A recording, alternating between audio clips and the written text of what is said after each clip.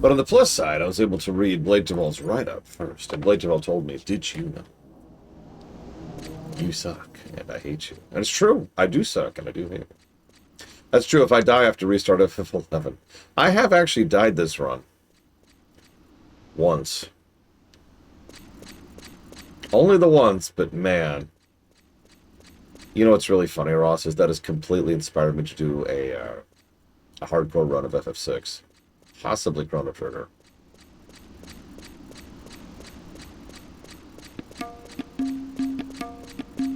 Well, we don't count when I was doing the off-camera stuff, because I did commit suicide twice off-camera.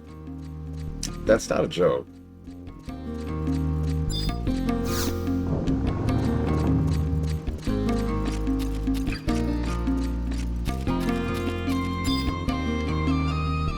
Excellent.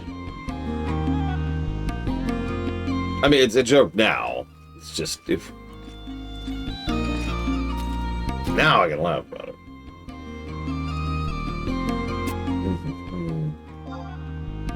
I like how the option there is I never liked the word grind.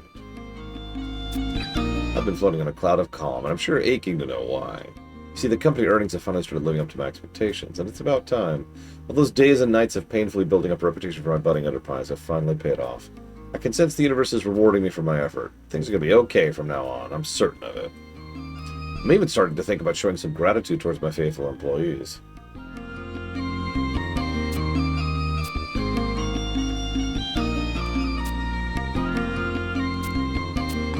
Okay. She's been focused on work and has been filled with nothing but the sound of clinking coins.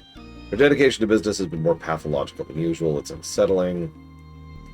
She barely registers the existence of anyone else when she's like this. Like you, apparently. It's on your mind. Gesho hasn't been back in a while. He's busy. Half mile. Here we go. What? President Naja. President Naja. President Naja. What? How many times I gotta tell you not to talk in my ear like that, man? I neglected to bring a very important matter to your attention. My most humble apologies.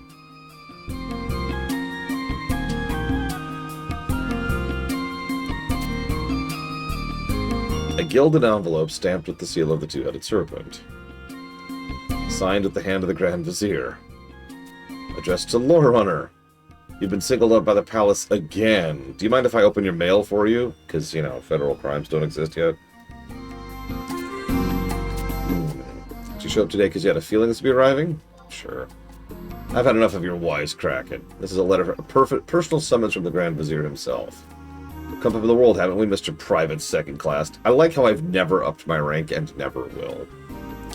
From the looks of it, His Excellency requires your presence pronto. You know what you gotta do? Why are you still here? Trying to bring the wrath of the entire palace down on us? Trying to cut into our profit margin? I've worked too hard to have this company's reputation ruined by the likes of you.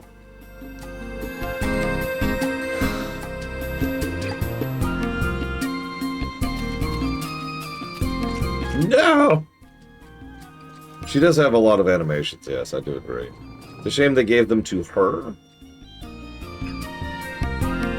Whatever. No, I do agree. I'll give a positive. Not for her, though. I refuse to give a positive to her.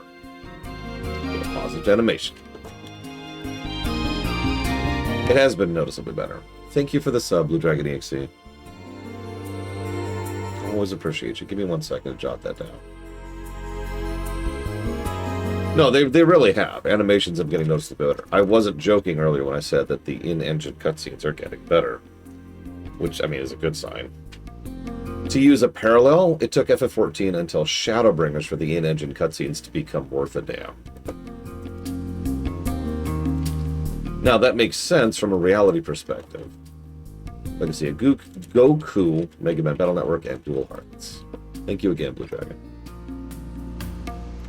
Because FF14 was so under the gun and so pressured, and dealing with a brand new engine and ripping everything out by the roots, that they kind of couldn't focus on things like that, and they had to get used to the game. And honestly, they didn't even plan for FF14 to continue past Heavensward.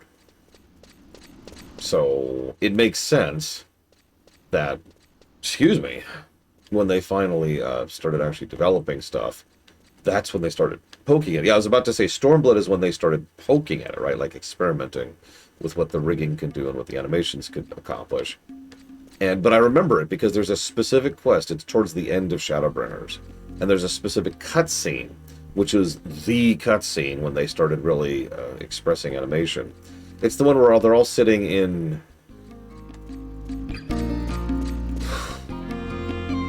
Vanilla Town. I actually can't remember the name of the place. The main Vanilla Town. And Mordona, thank you. And they're all kind of recouping. And they all are surprisingly and shockingly well animated out of absolutely nowhere. Like, that's when they really implemented that new system. They'd been teasing it a bit before that, like, was this mentioned with Stormblood and with Hildebrand, but that was the cutscene where they pulled the switch, metaphorically speaking.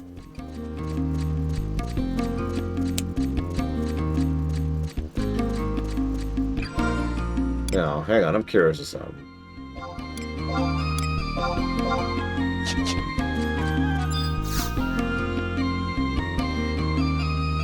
Yeah, the lunch scene. That's the one. And they've done nothing but get better since then.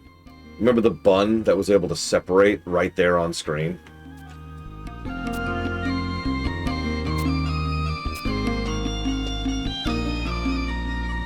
I forget if that was Dawntrail or Endwalker. It's relatively recent.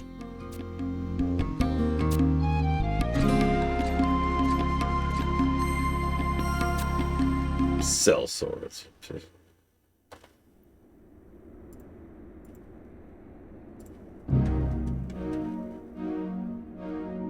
We meet again, mercenary. Lore runner, wasn't it? We are once again in need of your impressive talents. I think that's the first time anyone has said anything positive about me this entire expansion. According to the report we received from Salahim Sentinels, it appears Lore Runner is entrusted with duties not only within the boundaries of the Empire, but across every region in the Aragia continent. Would you agree with this evaluation? Be that as it may, we have not seen the slightest response from the astral compass you carry on your person. Gestad of the Aturgan Archaeological Research Institute was most disappointed by the lack of astral-candescent readings. However, we have no intention of abandoning our search for the candescences. The Empire and the Empress must know peace once more. Our citizens have suffered enough. As a mercenary on the front line of battle, you, as much as anyone, should understand the importance of our mission. Raban, the details of the mission, if you will. First, you have to stand in line to talk to me. No, I trust you remember the court puppet master. Lady Afmau has disappeared from the palace grounds. This is some days ago. From your expression, I assume this is the first you've heard of the matter. Considering your recent involvement in events, we thought perhaps you might. It appears we have to widen our search area. I'll leave this matter in your capable hands. The Serpent Generals require my presence. Which, speaking of which, I did read those write-ups. Glad to know. Despite there being more story to the second guy, I kind of liked the story of the first guy more. As you've probably guessed, the Grand Vizier wishes you to track down the whereabouts of Lady Afmau. We believe she has set out in search of the winding tunnels of Aidiwa for her lost automaton, Ovjang. Menjing, her other automaton, is missing along with his mistress. We have already sent Rishvi of the Immortals to recover a wayward puppet master, but I am dubious of his potential for success. If she learns an Immortal is on her trail, she is likely to go into hiding. I give these orders in the name of the Grand Vizier. Return to the subterrane, assist Rishvi in his efforts. Do not fail us. No, absolutely, Blade 12. It was fascinating. Like, legitimately. Hang on, let me go ahead and re-equip my stuff before I forget. Here.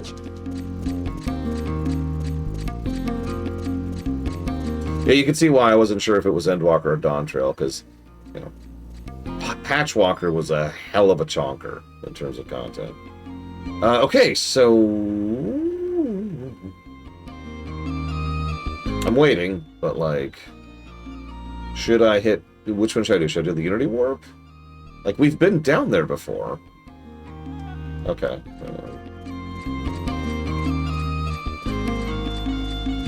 The highest quality cutscene in Dawntrail?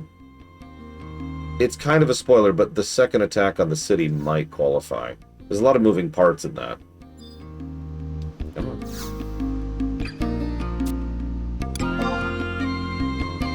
That's funny, I hadn't unlocked this book yet. Absolutely it would, Kit Fan. And we must make it, no matter the cost.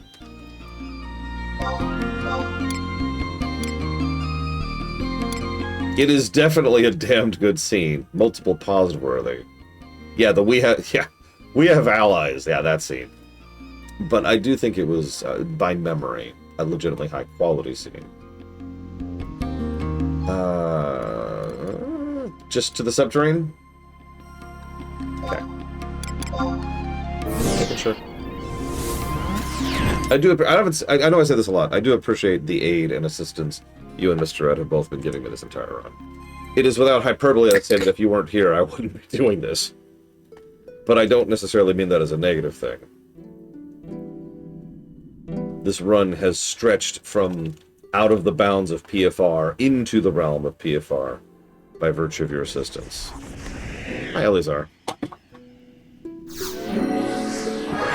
Rar?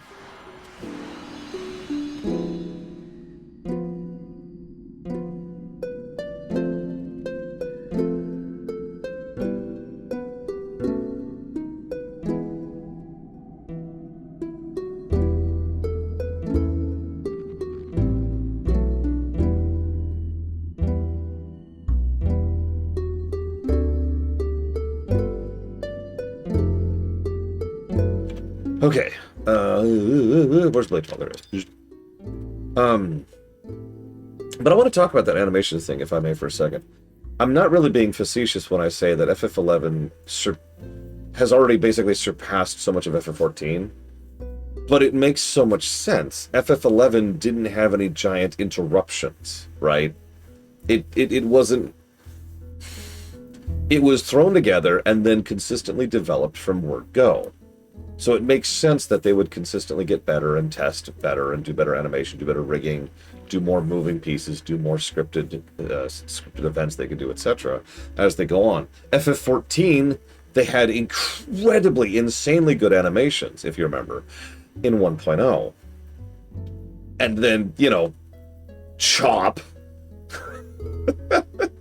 And then they had to basically start over from scratch with a new engine, using the same models, but with a new freaking engine. And so it makes sense that because of that chop, there was just this giant interruption in their development path, and it took them forever to get caught back up. And yeah, as Dakota says, almost every major improvement in engine in 14 is celebrated with a food scene, like the burger scene, right? Which I believe is also Endwalker. But yeah, the lunch scene in Shadowbringers, the burger scene in Endwalker, the split pie thing, also Endwalker. Hell, I swear they did a taco scene in Dawn Trail. I don't remember if we actually saw much about that, but you get my point. In fact, I would not be super surprised. Yeah, exactly, Bill just know. I would not be surprised. Was that a cinematic? God. If in Patch Trail, we actually see another similarly food-oriented scene, which continues to show their development of the animation. So...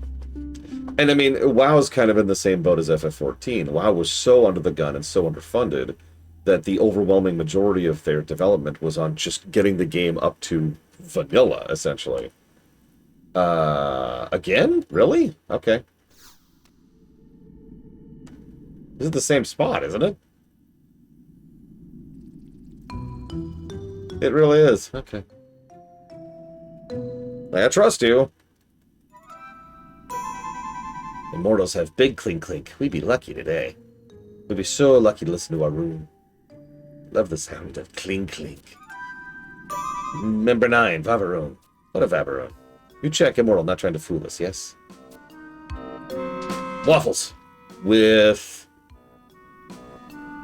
Let's go with raspberries.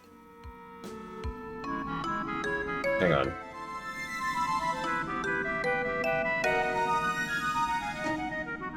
Raspberries and just a little bit of real maple syrup.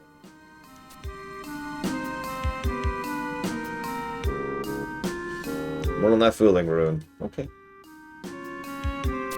I make that distinction because pancake syrup and maple syrup are actually different things. I didn't know this till a few years ago, by the way. I'm not trying to, like, flex or anything. Hi, dear. How's your day going? The immortal have nothing. Someone coming. Leave the immortal. We'll be getting out of here. Better luck next time.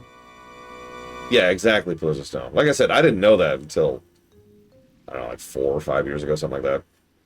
And then I tried maple syrup, and I was like, oh, that is so different. And then I had good maple syrup, and let me tell you, that... Oof. My brother-in-law introduced me to a maple syrup that has just a bit of whiskey in it. It's so low that you can taste it. Of course you can taste it, but there's no right alcoholism in it. It's just there to add a bite.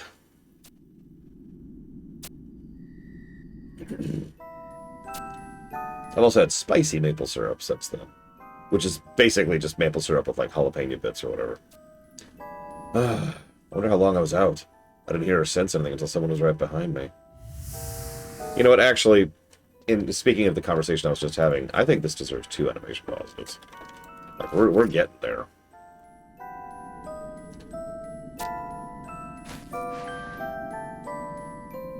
Who would be bold enough to assault an immortal? I've aged well.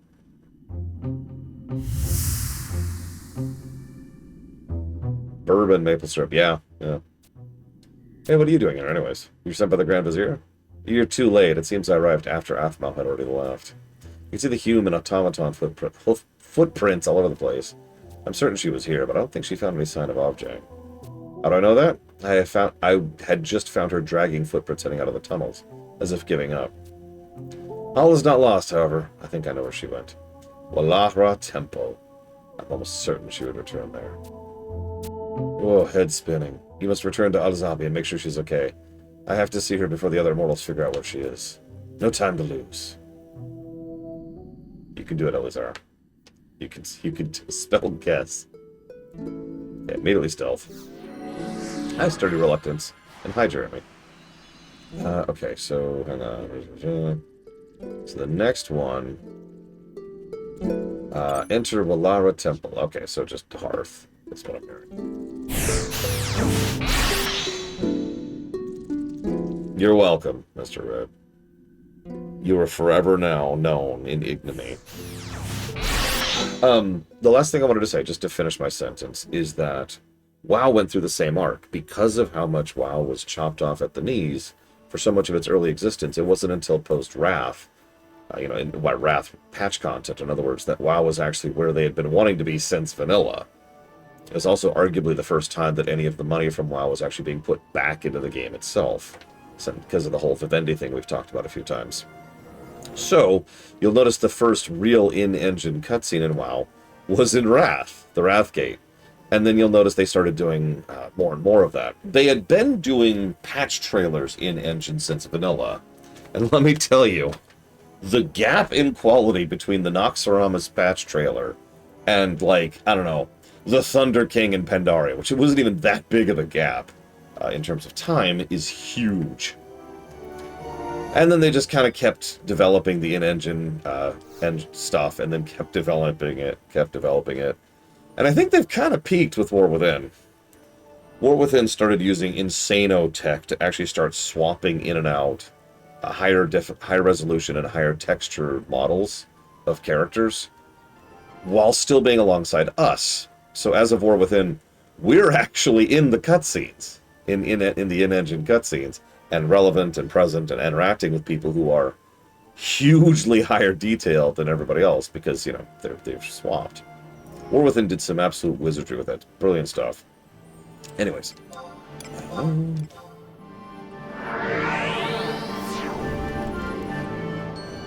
Pizza or lasagna? Oh, lasagna, 100%.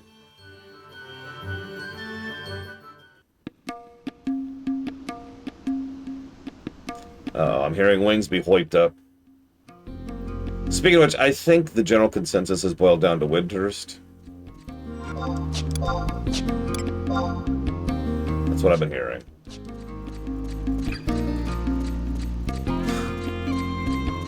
So the reason I don't go for pizza is twofold. First of all, my favorite pizza is super deep dish, which is basically lasagna. Second of all, most pizza tends to give me heartburn. It's one of the very few foods that's just instant heartburn, instant acid problems. I cannot eat pizza unless I have Tums ready to go for it. Third problem is most pizza, in my opinion, kind of sucks. If I can explain that a little bit. You know how some foods get standardized because that way it's cheaper to make? Pizza is a food that best benefits from not being standardized, in my opinion. I mean, there's nothing wrong with a pepperoni pizza, but pizza, there's so many different types of toppings you can put on pizza. There are dozens, if not hundreds, of different types of pizza combinations that you can do. And a lot of them are great, but you don't get that. You want to do that, you make it yourself.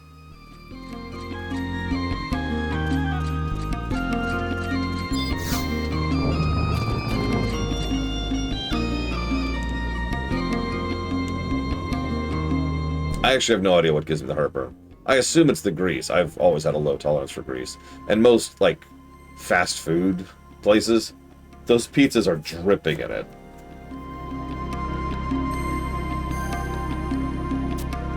Man, so, how may I aid you? Another soul thirsty for answers. I hope it's not the tomato. I love tomato. I'll eat tomatoes raw, with a bit of salt. It's turning out to be quite the day for visitors.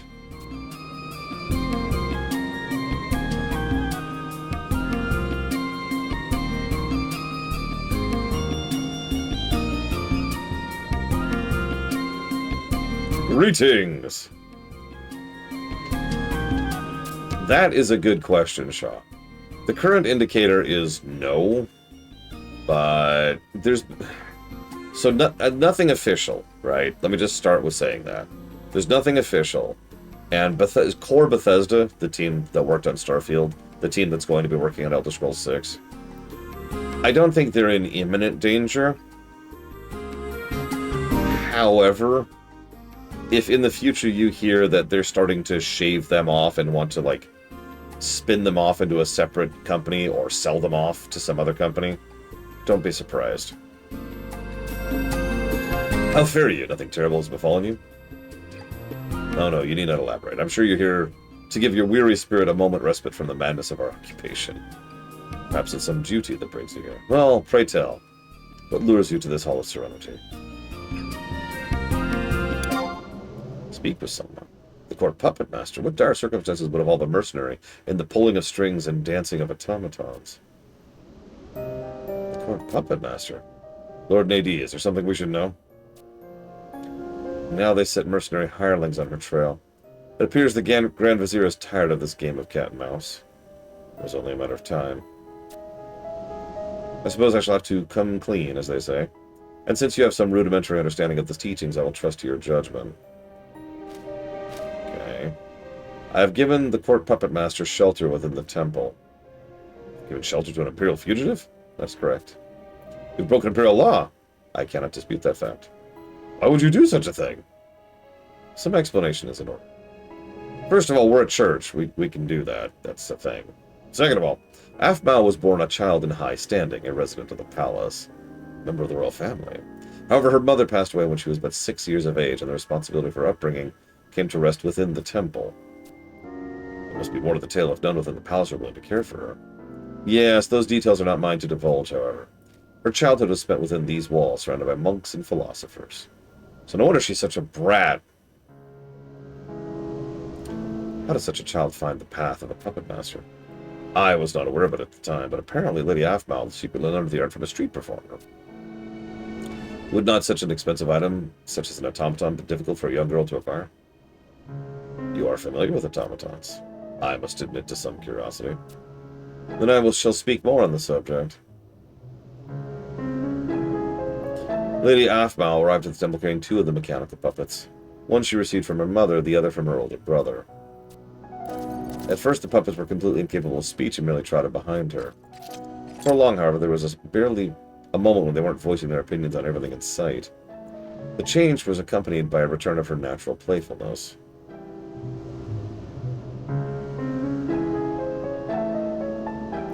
I'm glad to hear that. I know only too well the loneliness and uncertainty that comes with being thrust into an unfamiliar environment of the age. Indeed, however, there came a day when Aphmau's simple life was irrevocably changed.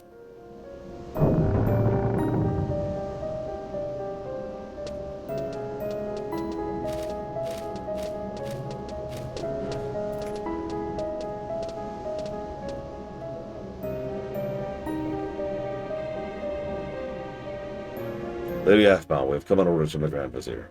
We regret to inform you that on the evening of the previous day, the Emperor's soul passed out of the realm of Ubu.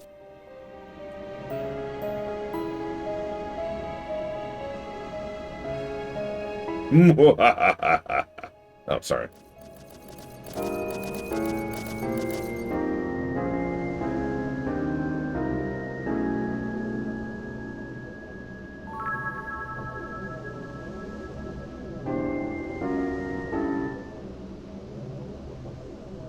Whoever the director is of FF11 loves moving cameras, don't they? I have not seen Lady Aphmau since that day. So many memories that flow back when I heard. She's currently in the Hall of Binding. You may speak with her if you wish. I shall remain here. There's some matters I wish to discuss.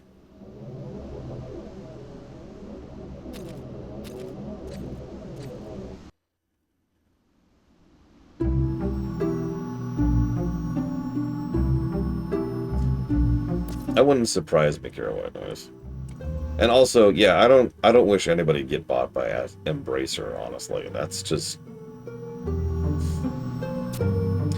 The Astral Plinth. It looks exactly as I remember. I was studying day in, day out. The letters from my brother had stopped coming. It's more like a bear. So you stuck into the Hall of Binding? Yes, with you and Avjang. Just watching the incandescent spinning around and around somehow made me feel better. It was like being wrapped in a warm blanket of peace and calm. That was the first time you talked to me. It was? Yeah, Jing, you really are hopeless. That was when I realized I wasn't truly alone. You and Avjang were always by my side. And although I couldn't see them, my father and brother were here in the city. And my mother, I'm sure she's watching over you. Sir. Yes. I decided then and there I would become a puppet master like my mother. He slipped out of the temple every night and practiced with those performers. And then Avjang began to speak as well. Isn't Puppet Master a class in this game? Yes, she was. She was so talkative I couldn't hear your voice anymore. Well, that was then. You know, I have no idea what the astral incandescence is meant to be used for. Excuse me. But if the other incandescences are found and the Colossus is completed, just like the Grand Vizier says... The Colossus? Oh my god, they're building Alexander. There will come a day when everyone can be happy again. All we have to do is build a giant mechanical death machine. I mean, just looking at this orb was enough to turn my life around. Everything will turn out for the best. Don't you think?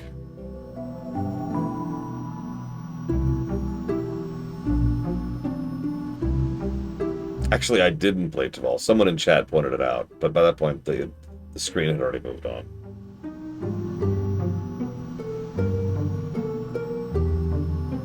Lord Runner, what are you doing here?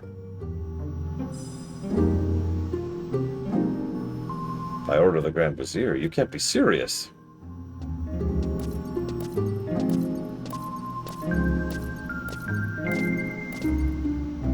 You're here to take me back. No, I won't go. There's still things I have to do. Go back to the palace and tell them that.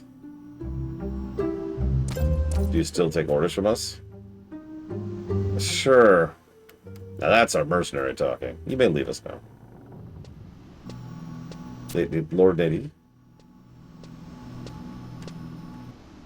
The immortal Rishvi is here to see you. The Grand Vizier's on to us. Yeah, I saw the Odin-looking character.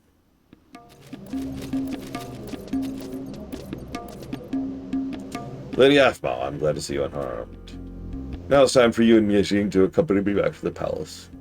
The earlier you return, the less angry, the less Lord Razfod will be angry when he learns. You haven't made a report? No, I thought to first offer the option to Lady Aphmau. Commendable attitude. I shall be pleased to inform you that Lady Aphmau will not be returning to the palace. But my lady, there are tasks left undone. Lady Aphmau, you still hope to find Avjang? If you knew that, why do you try to stop us?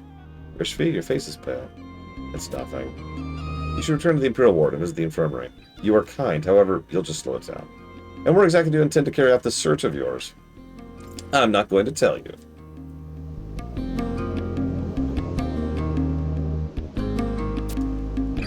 Please, my lady, it's not safe out there. The Immortals will do everything in their power to return Avjang to your side. I don't believe you. You think I don't know? The Immortals are so busy watching the Beastmen and searching for the Ashu to leave. There isn't a single soldier to spare for poor Avjang. I only thought to... If I may... Who is this? I am Gesho, a colleague of Lore Runners and the employee of Salahim Sentinels. Another mercenary. Spit, spit, spit. I may have some welcome news. I was recently in the vicinity of Mount Zel on mercenary business. At the foot of the volcano, I happened to see a red-colored puppet. And then, the automaton was trotting on the path alone, but being busy with my mission, I was unable to follow. Spinovje. One moment. The trolls of that region have stolen many automatons from the Empire. That is true.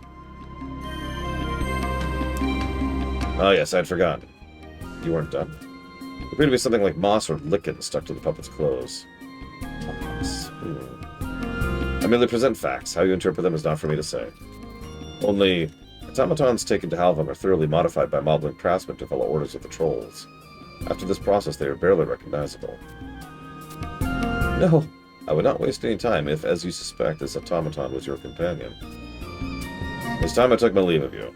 Gesho, to what forsaken wilderness do your travels take you this time? My duty is to dictate a visit to the settlement of Mamuk, a dangerous region. Do take care of yourself. Peace.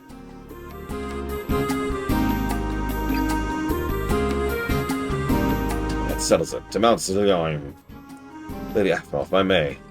Rishfi, do you place a little faith in the court puppet master? Time is running out. I have just received confirmation. The Gesho character has no official orders that involve a visit to the capital of the Mamulja. He was lying. And that unmistakable presence. It's the exact same aura just before I lost consciousness at Ediwa. What are you trying to say? That story of his was nothing more than a ruse. In fact, it's more than likely we'll find Avjang in the same place to which he now travels, Mamuk. Then Mamuk is our destination. Why don't you escort me as well, Rishfi? He offered that! You're so intent on running headlong into danger, I suppose I have no choice. You offered! I wouldn't brave the depths of Mamuk without my faithful bodyguard Lore Runner.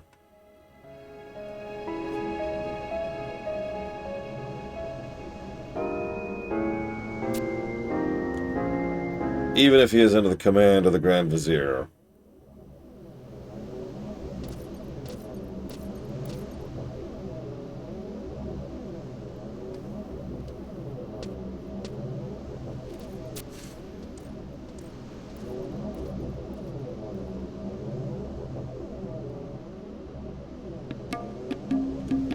Okay, home point to Bathlow Thickets. Hi, Mr. Red. This is your fault, by the way. Stab! There we go. Alright, don't worry, it's just a little sad. Don't worry about it. Don't worry about it.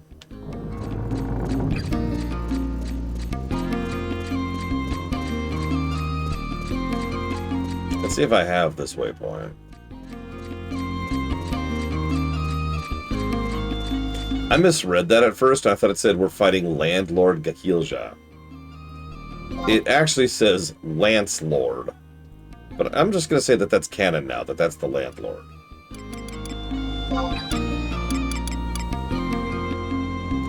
Of course I don't have the waypoint. Rice or potatoes? What? Why do I have to pick? I mean, potatoes are obviously superior, first of all. What?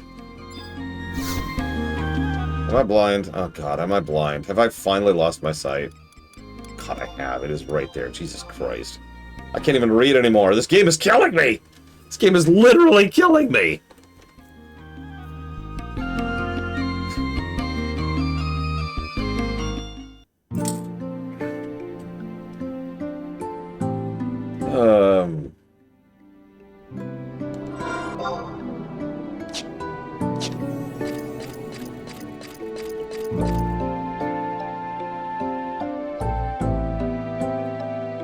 Honestly, you give me a video game all about killing landlords, I'm probably gonna pay for that. Here, done. It's all about, like, being creative about it, though. Like, you get points for the more inventive ways you kill them. They're healthier.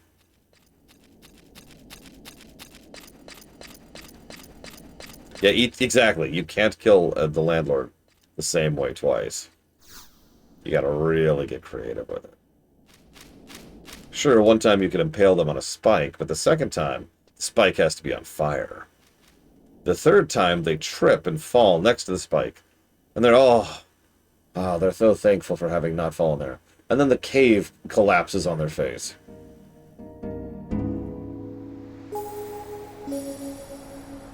Oh my god, you couldn't see it either, Mr. Red. It's not just me. Doubt there is not, for what we have long searched it must be.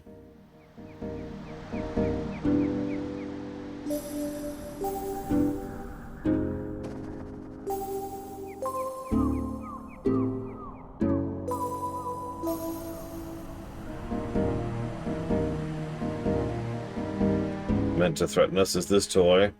Dangerous it does not seem. The intention of the Oturgan leaders, that is. The cunning tricks and devious plans they've used against us. Forgotten, have you? Even so, to fear this frail contraption, what is there? Half-bow.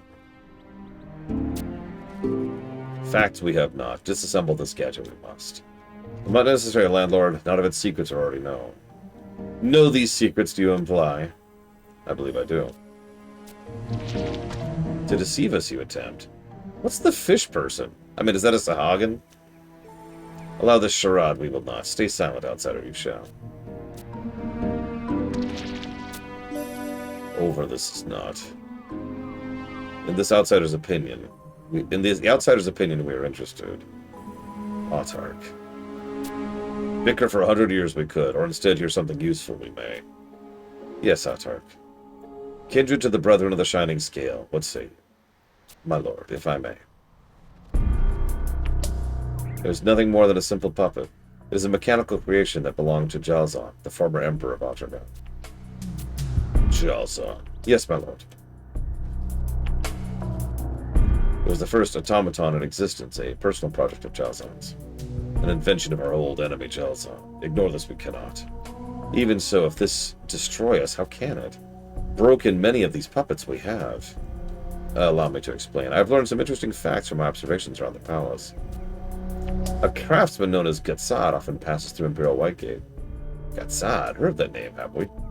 Heard that name we have. I would not be surprised, especially if he was a craftsman who led the development of the automatons. This. Yes, this is likely his creation. There's more. The man is also head for alchemists for the Oturgan Archaeological Research Institute, an organization currently investigating the ruins of Alzadal, excuse me. This Gatsad, both craftsman and alchemist, and historian. So it appears. What's even more intriguing is the Empire's activities of 50 years ago. Even before the invention of automatons, the scholars of the Empire were conducting large-scale investigations about ruins. Rumors say the ancient Alzadal technology gleaned from these archaeological sites was used in the construction of modern mechanical puppets. Created are these automatons to search the ruins. Why do they continue? No, accept this as truth. I cannot! To resurrect the Iron Colossus of legend do these Oturgan fools seek. All I have is rumor and hearsay, but the signs. Madness! The Iron Colossus consumed Aragia and flames this machine did. To extinguish our entire race do they intend? Be calm you must. In front of our guest you embarrass us. An overlord of the Mamulja, are you not? Autark, we apologize, but a dire situation this is. The fate of our entire race hangs in the balance, it does.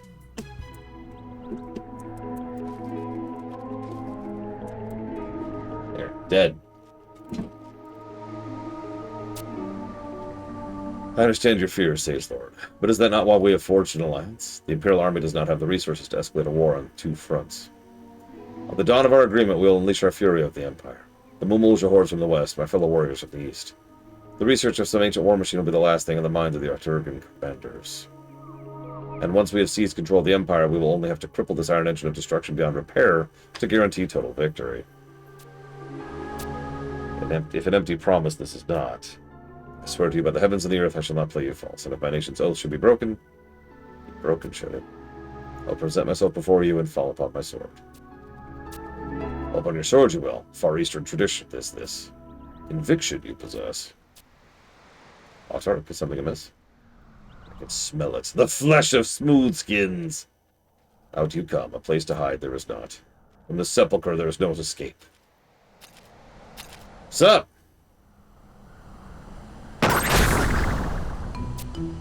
Lord Runner. I'm not the Geshe you know.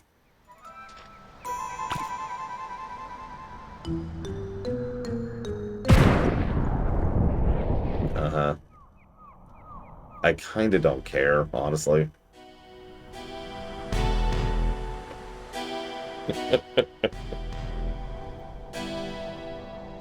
You, lizard man. Return Objing to us immediately! Yes. You tell him, Niejing. You damage a single bolt of Objang's. A name this toy has. They really like that animation. Stop that. Stop that at once. Objang, you have to wake up. It's no good. Maybe her breaker is broken. Fine, I'll activate her myself. Ow.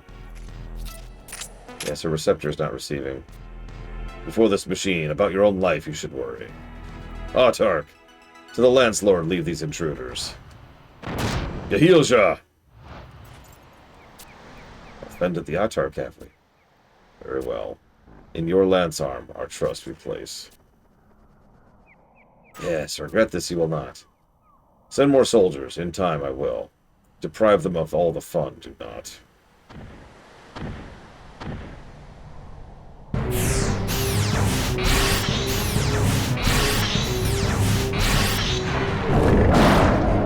I've actually always liked the idea that some of the classic enemies are big and, you know, doomy. I mean, if you remember, the Behemoth wasn't really a big deal when it was first introduced back in FF2. And the Behemoth has kind of been, you know, franchised up since then. And yeah, the Iron Giant, which... it's debatable how far back the Iron Giant goes, has been turned into some really mean enemies over the years. And yeah, Adamantoise, Warbolts. Goblins and their homelands.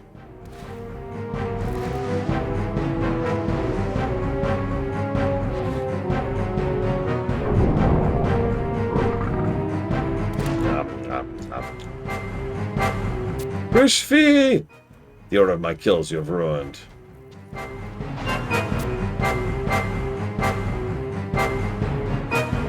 What's your wound?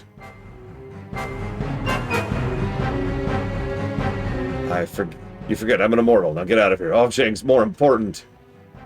Yes, you're right. This stupid toy is more important than you.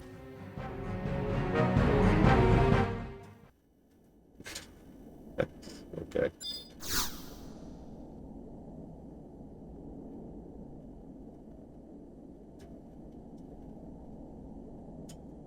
Hi, Evo. Listen, this puppet is more important than a real-life person who just sacrificed his life to save mine.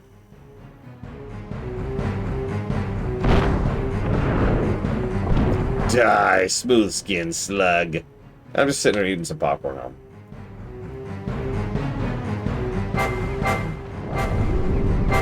He stomped as well, do you wish? I mean, a little bit, yeah. What you got?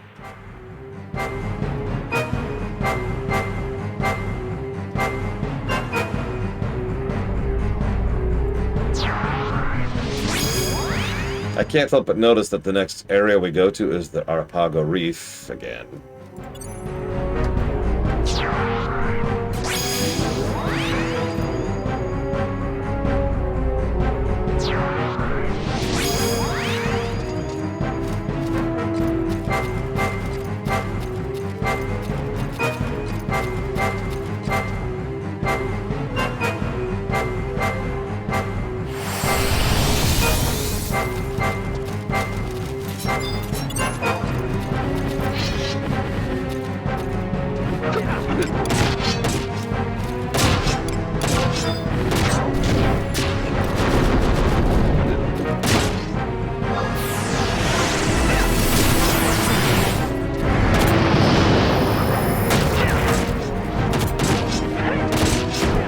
Oh yeah, Nightborn are pretty tall. I don't remember if they're as tall as, or like just a bit taller than Night Elves. But Night Elves are actually really tall.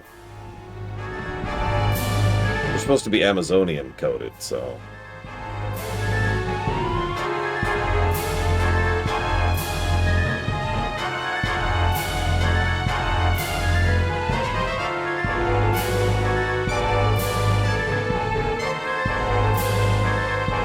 You can do it, game. I believe in you. There you go. Good boy. Good boy.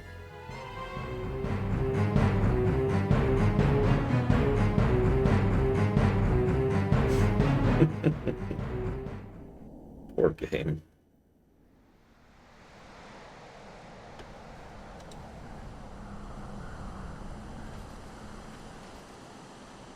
Yeah, Blade Devil was also trying to convince me not to do the other vanilla stories in ESO, and succeeded brilliantly.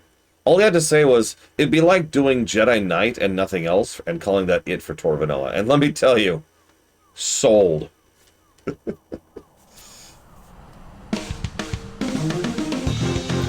Why is this music?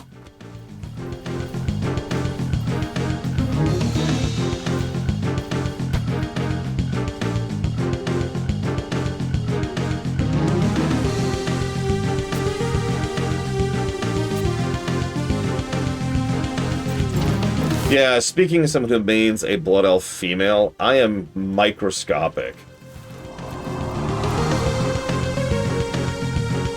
Like, seriously.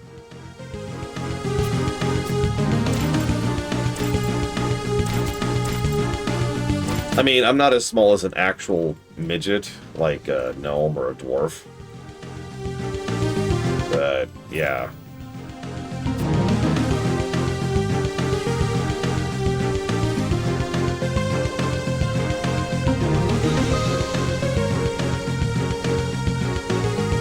Oh yeah, or a Volpera. Or a goblin. So who is this imp and why does he keep being a dick?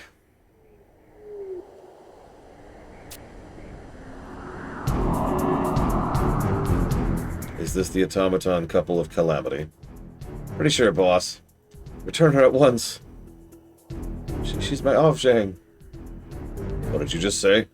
Give me back my Avjang. Are you hard of hearing? What are you laughing at? I do believe Avjang and Nejing are the puppets we were looking for. Here I thought arriving late to the strategy meeting would have resulted in some unpleasantness with my Mabulja hosts. Instead, these gifts simply fall into my hands. Aye, aye, Captain.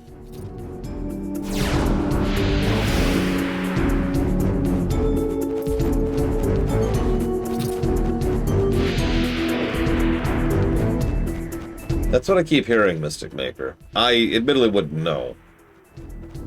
Although I've already played Launch Dawntrail and seen a few similarities. Lady Aphmau, no! That's an interesting step. She holds her mouth when she goes into a portal. That makes sense in a weird way. Because you don't know what the air will be on the other side, or if it'll even have breathable air. Might be portaling underwater. You hear the rumbling. A large force of the Mabulja is on the way. 70, 100, 200. This must be the soldiers the Autarch spoke of sending. He's leaving nothing to chance. Listen to me. That way appears to be relatively clear. You must escape from there. Once you're out there, go after Lady Aphmau. This is my duty as an immortal. I'll hold the Lissaman as long as I can. 1 second. I have pledged my life to the Empress. Now go. Okay, bye. You're dead. Bye. It's nice knowing you. Bye. Don't scream too much while they're ripping you apart.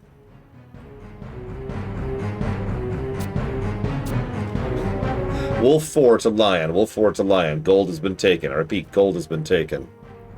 Mission is in the hands of Wildcat. I repeat, mission is in the hands of Wildcat. Hey.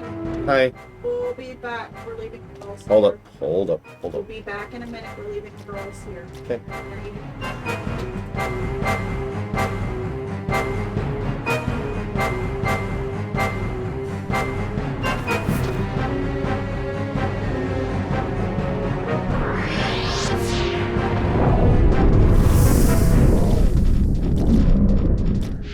He actually kills them all.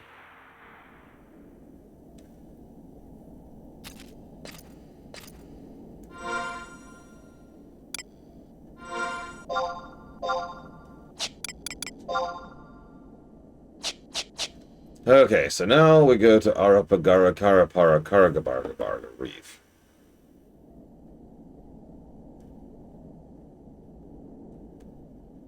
Apparently I can buy a ring with 100 standing in Whitegate. But first we'll try the Nexus Cape. That sounds like a better idea.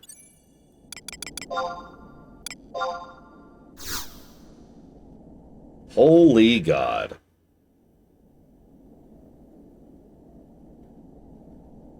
I am actually shocked.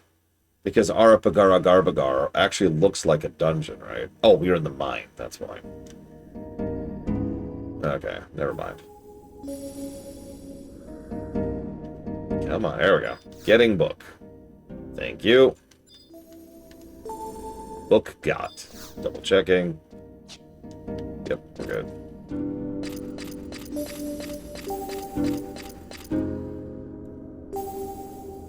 I mean, Miss Proudmoore has always been kind of tall, Kara White Noise. Maybe this is why.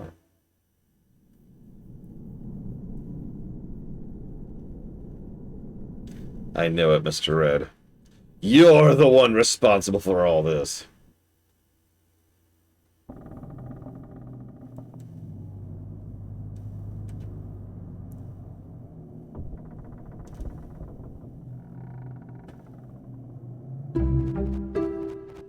Sailing, sailing without a care. The ship can take us anywhere.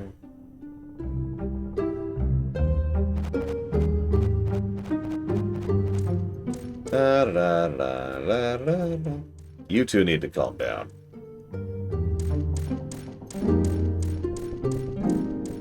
But we're on an undead ghost ship.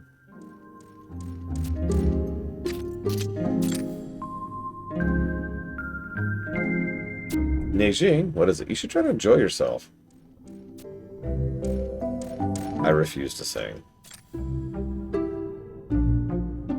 So exciting. Don't you think you should keep it down? Neijing, you stick in the mud. Suppressing one's joy isn't healthy. She's right, Neijing. Just look at us.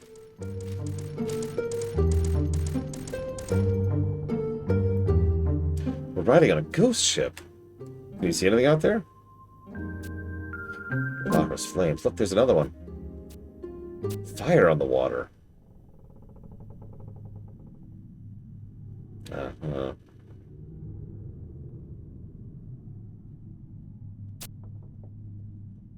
Halfbound? Mm-hmm.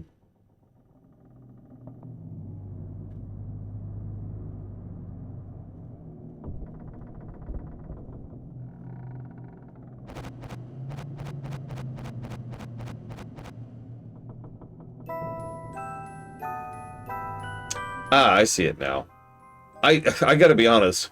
So you see why I was focusing on Odin, right? It didn't even occur to me that was Alexander. It'll be interesting to see what 11's take on Alexander is. To this day, 9's take on Alexander is still my personal favorite, but all of them are good. I'm also quite fond of 14's. City below is burning. I wonder where it could be. Surely this isn't Alzabi. I'm sure it's just an artist's interpretation. Yes, I suppose you're right. What's wrong? Each castle thing looks like an iron giant. And this knight holding the spear in the air. A giant, a knight, a colossus, and a rider. Of course! This is the picture of Alzadal and the Dark Rider.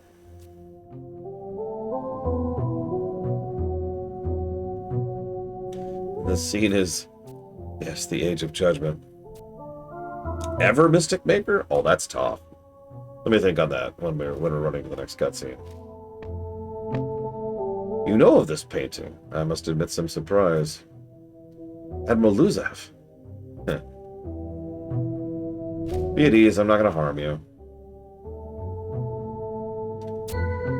Just as you supposed, this painting depicts the Age of Judgment as it occurred close to 900 years ago. In the West, the beginning of the Crystal Era was marked with the year the Gordius exploded in a supernova. Been banished the very night. Well, I knew that. You are well educated for a young lass. Insolence. You will address her as Lady Aphmau. You control both puppets. Quite impressive for such a slip of a girl. Nobody speaks to me in such a casual manner. Has the salt air eroded your manners?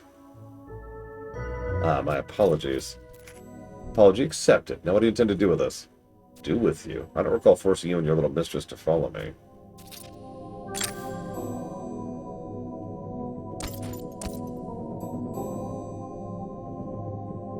You and Lady Aphmau.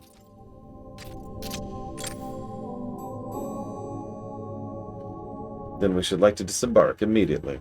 I'm sorry, that will not be possible. My business concerns your automaton companions. And now that I know you're the key to controlling them, my business concerns you as well. Fine by me. We never intended to return to the palace in any case. Palace? Off, gang. It's of no import. I'll instruct my crew to allow you free reign of the ship. Wait. What are you after? Why'd you take Offjang away from me? What's this all about? What is this all about?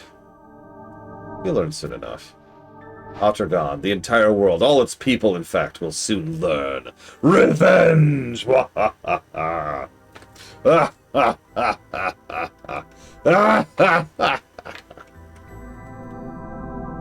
Okay, best summon in all of FF. Best summon animation, excuse me.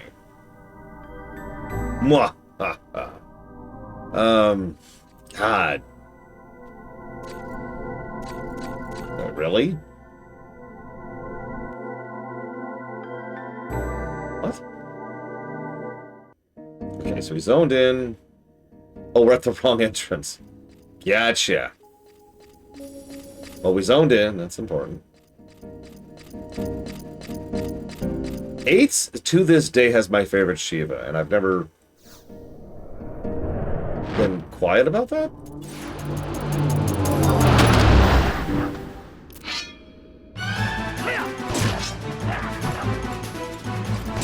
I didn't even see it. God damn.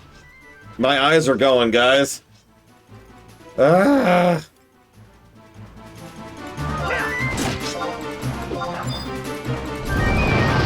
Yeah, I'd probably have loaded.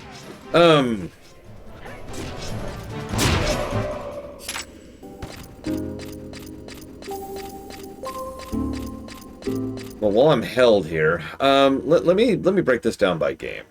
So summons started in 3, but honestly, none of them are really noteworthy. So let's move forward to 4. None of 4 summons are super impressive, but of them, I would admit my favorites is probably Leviathan. We move on to 5, again, same general problem, but Odin in that case. Which leaves us with 6, which is the first time the summon started having some real graphics. I agree, Baham looks good in 4 as well.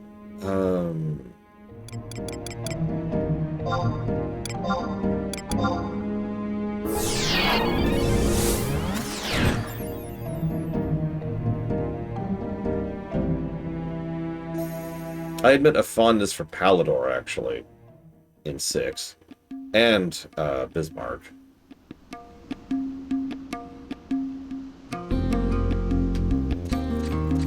Devuka.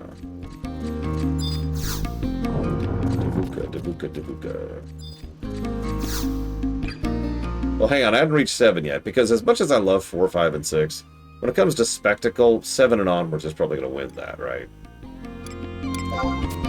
Thing. Yes, thank you. So 7s, right? I'm going to go ahead and kind of go against the grain and just admit that I actually really like Knights of the Round.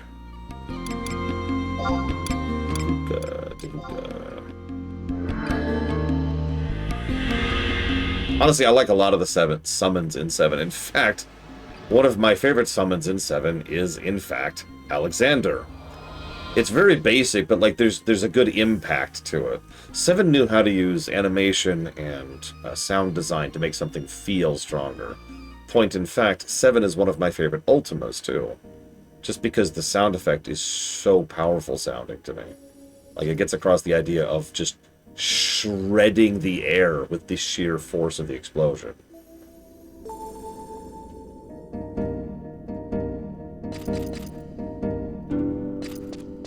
So 7 has some cool stuff. I mean, honestly, everything everyone said is a good pick.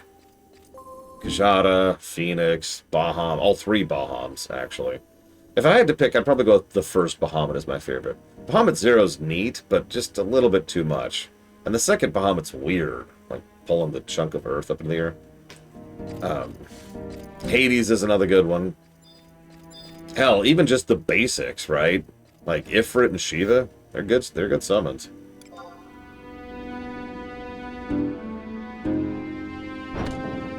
I'd still pick Knights of the Round as my personal favorite. Knights of the Round is just awesome. Jesus Christ, Ross. Is this your Doom run?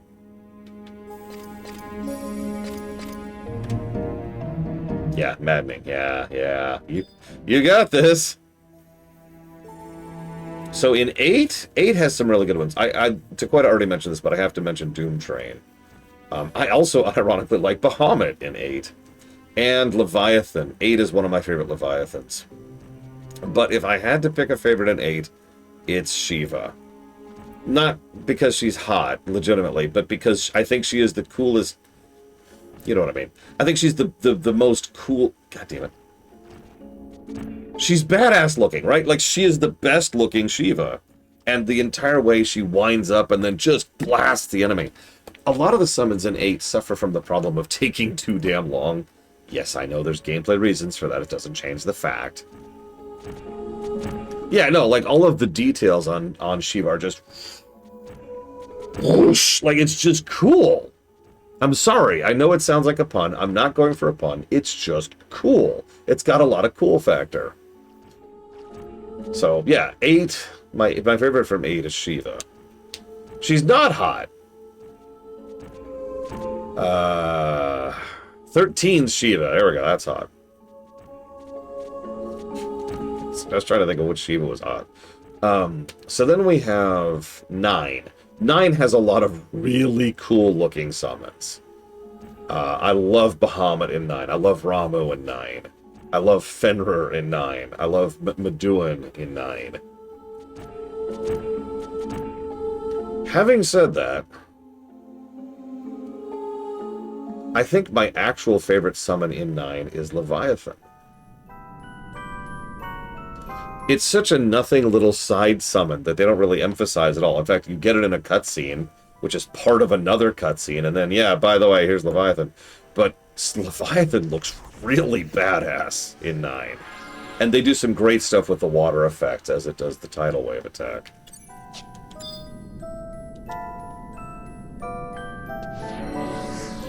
Now, then we get to 10. Now, I'm going to go ahead and say something that's going to probably lose me some cred here. I don't like the summons in 10. I think most of them legitimately look bad, and I think they're massively overdesigned. Like, Bahamut in 10 is silly. The folding arms animation is cool, I'll actually give you that. But, again, to use another example, Shiva? What is going on with her?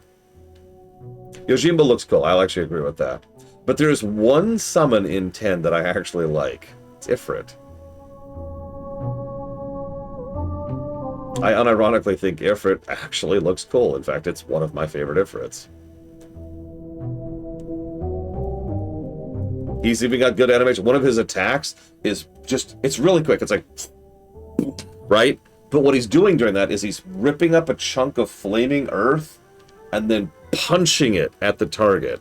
It's a very quick attack, but a lot of detail goes into it for something that hits so rapid fire. It's really well designed.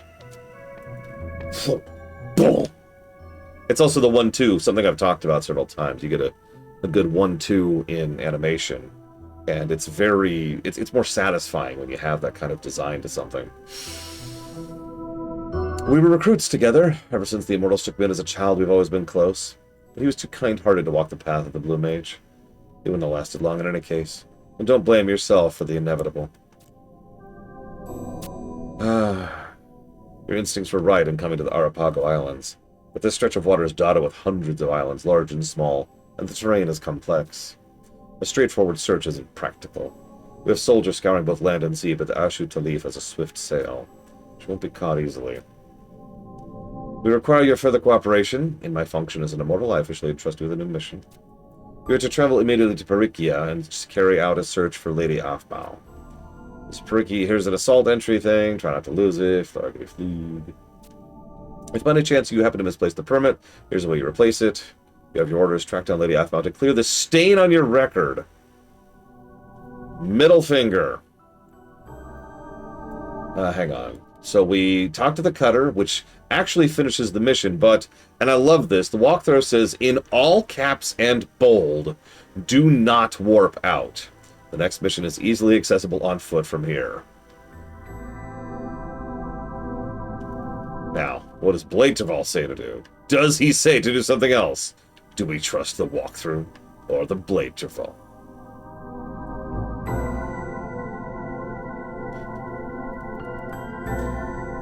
Yeah, apparently we head south from the cutter into the mire. From here. Which is...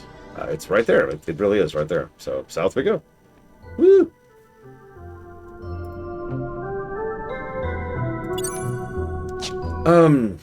Where was I? 10s? So 10-2 kinda didn't have summons. So we can just kind of skip right over that. I agree that 12 summons were lackluster. There was one of the Ajas, which I think looked cool. But it's weird, because all of the Ajas are kind of identical. They just change the graphic that repeats. So for those who haven't seen it, when you build up the limit bar on one of your summons, they do an Aja attack, which is... They surround the screen like you're going down a tunnel of ice or a tunnel of flame, or something like that, right? It looks like they're just barraging the entire screen with it. Some of them look substantially better than the others. I don't remember which one I liked, but it was not one of the standard ones. So forgive me. But either way, all of them kind of suck, so we're just going to move past that. I don't like the 13 summons. I don't have much else to add to that. The Shivas are hot.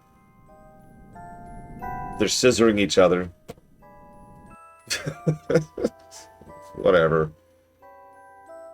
I haven't really seen 11s. Which leaves us with 14. Now 14's kind of cheating because there's actually like, what, 30, 40 summons in 14? Oh, right, I should do this.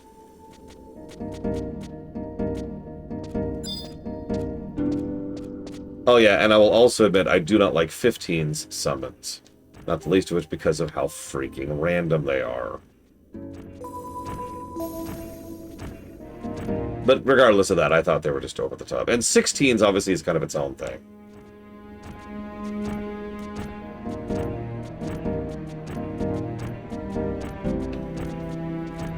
If I had to pick a favorite 16 summon... Oh jeez, I'd have to think about that. Just for raw spectacle...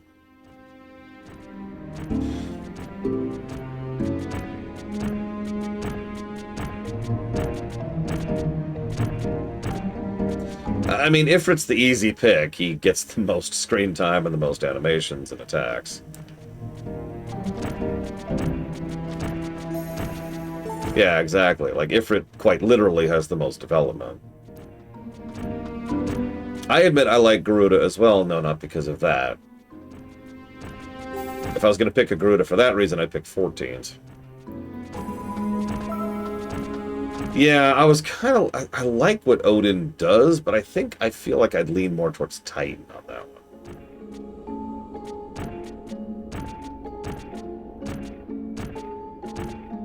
It's funny you say that, Dakota. I agree, and I actually think 16 was a good step in the right direction. One step, but still a step. Yeah, Titan is proper. It's just... He looks like Titan, and I'm like, yes... Yes, that's awesome. More of that. And then they didn't do that for anybody else in 16. Although I do agree Garuda was properly terrifying.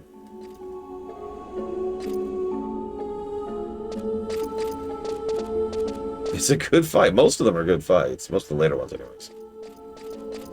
Hell, the Odin fight is actually one of my favorite fights in the entire game. I mean, you know my actual favorite fight in that game, but I don't want to spoil it because it's in the DLC.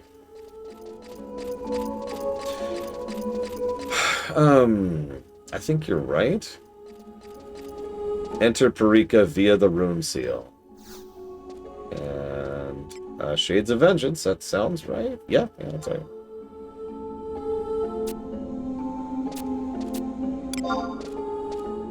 Connecting to server, that's a new one.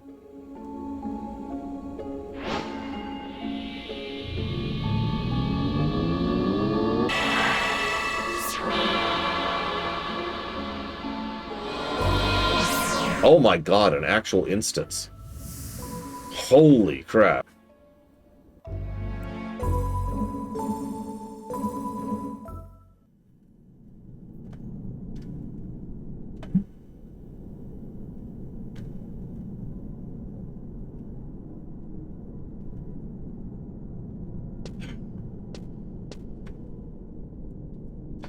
So sorry, I haven't answered your core question yet, Mr. Maker.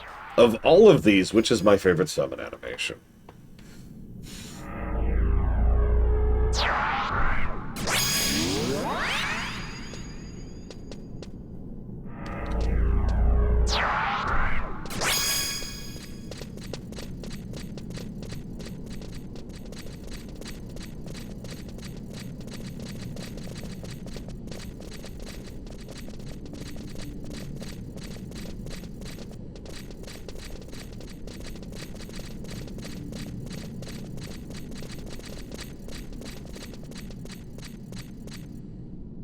What's funny, no, it is a hard question. That's why I'm sitting here chewing on it so much. What's funny to me, though, maybe this is just me showing my age, but I think 7, 8, and 9 are the ones that are the hardest to debate from there. As I've already mentioned, I think that in the PS2 era, they just kind of fell off in terms of that. Like 10 was 12 was and 13 was too much. 15 was ridiculous. 16 had some cool stuff, but really there's only one summon animation in 16. It's you. And I'm kind of deliberately skipping 14 for obvious reasons. So, yeah, like 7, 8, and 9 are kind of the winners there. As much as I love 6, most of its cool stuff is its spell effects, not its summon effects.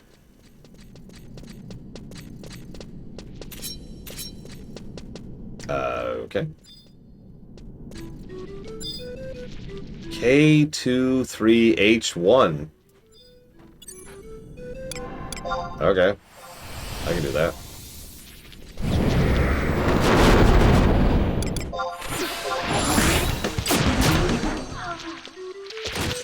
As it should, Pillars of Snow. As much as I love FF6's spell design, and let's be clear, I really do. I think 9's actually has the best spell animations we've ever seen in the franchise, with the possible exception of 14. Yeah, 9 has great sound design. It has great visual design, and the spells themselves feel useful and worthwhile. 9 is going to get a lot of viscerality positives, is what I'm trying to get at. Like, a lot. I really do think 6 and 9 are going to crush it when it comes to viscerality. Yeah, Blizzaga, which we get an early preview of, thanks to the Black Waltz. Oh, giant crystal, bunch of side crystals, and a nice, really deep, bassy, shattering sound. Oh, great stuff. The Admiral-type person. Where's this ship heading to? Devuka Isle. Oh ho. I know our destination. We're going to Parikia. He's right, isn't he? Parikia. I've heard stories about that place. Doomsday's another good one. A long time ago, it's said to have been a base for the Ephraimadian corsairs who had terrorized merchant vessels sailing from neighboring waters. They attacked innocent traders? Traders from Outer Gone. But one day the corsairs were caught in a violent storm and they all sank to the bottom of the ocean. Not all of us.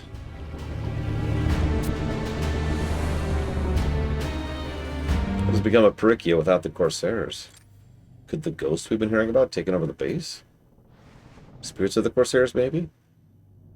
And how would you feel if that were the case? I would be excited. Yeah, this all sounds very exciting. Exciting? You could be killed. But just because they're ghosts now doesn't mean they don't remember their families and friends, right? You'd have to be sad and lonely and suffering all this time, missing their loved ones. They probably repented their evil pirate ways and vowed to be good from now on. And the crew of the ship has been so nice to us. They were a little frightening at first, but they even gave me oil when my helmet started creaking. Is that right?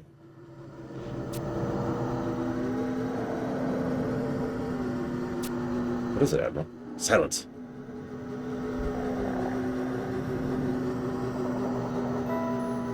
That sound, there's no mistaking it. As I hear it, it sounds like an Apkallu being strangled to death. Never forget that sound. Never get the tears, the blood, and the bones of that day. Blood? Bones? Namae. That sound is the shriek of the whistle used by the Imperial Army to control their pet Lamia. That can't be right. Lamia are enemies of the Empire. Those that broke free. It was 200 years ago when our hideout was invaded by biological weapons of destruction, sent by Imperial forces to attempt to extinguish the last of the Corsairs. Those monstrosities were artificially created Lamia. You're lying. The Lamia attacked everyone, even the capital of Al-Zabi. Yeah, their pets turned against them. They were just one of many heinous blunders made by the Empire. The Imperial Army in Octagon is invincible! Why would they bother with anything as hideous as the Lamia? Besides, the Empress would never allow it. Doubt me? Come see for yourself.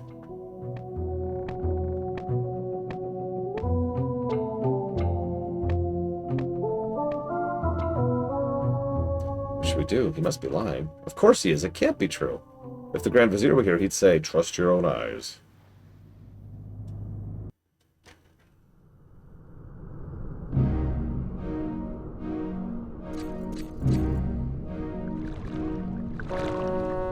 Wood.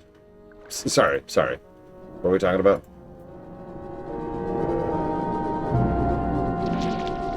We found nothing. Grand Vizier, we're scouring every inch, but this place is like a labyrinth. Spare me your excuses. Oh yeah, definitely wood. Oh, look at that hip action. I'm sorry, can't even. I'm sorry. Someone designed this camera angle very specifically. I'm just saying. Someone was like, yep. How do you do that? They've got mouths, Mr. Red. What's the issue here? No, they knew what they were doing. Right, Evo? Right? Like, they knew exactly what they were doing. Dangle. Hip action. I accepted your proposal to make use of the Lamia's acute sense of smell in spite of vocal protest from the generals and against my better judgment. Understand you will not be leaving this rock until her magnificence is back under our protection. The Lamia have been enhanced with enough alchemical processes, Grand Vizier. I assure you, they will locate the Empress. Better hope they're right. You seem surprised, Lord Owner. This operation should never have been necessary. I must admit, I did not expect you to be here to witness it. Time to kill you! As I feared. Who's that? The one in red armor? Looks like the Grand Vizier. It can't be. There must be some mistake. You seem distraught. Does it shock you to see your countrymen working alongside those abominations? Or perhaps you know the man in red armor? Yes. And so you should. He is, after all, your brother. What? He's my brother.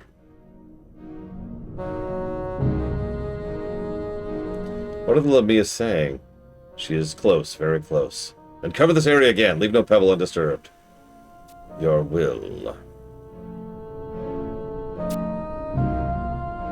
Hey, guys. Oh, come on. Tell me I have better senses than that. It's a big picture I'm just not seeing. All I have to do is ask.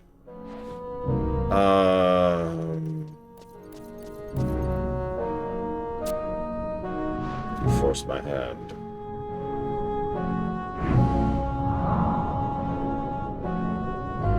Oh, right. I forgot the render radius is so short.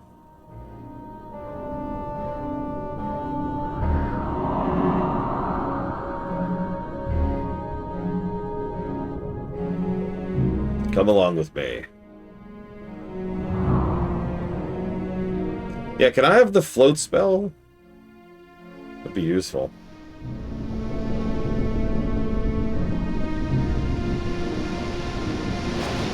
So we obviously can't kill the Brazier here. Because he's clearly the last boss. When he's piloting the Alexander.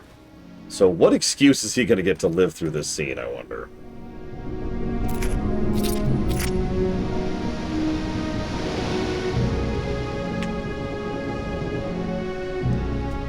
Gosh. What are you doing here, Razfad? I received a report you've been abducted. Are you unhurt? Fine, obviously.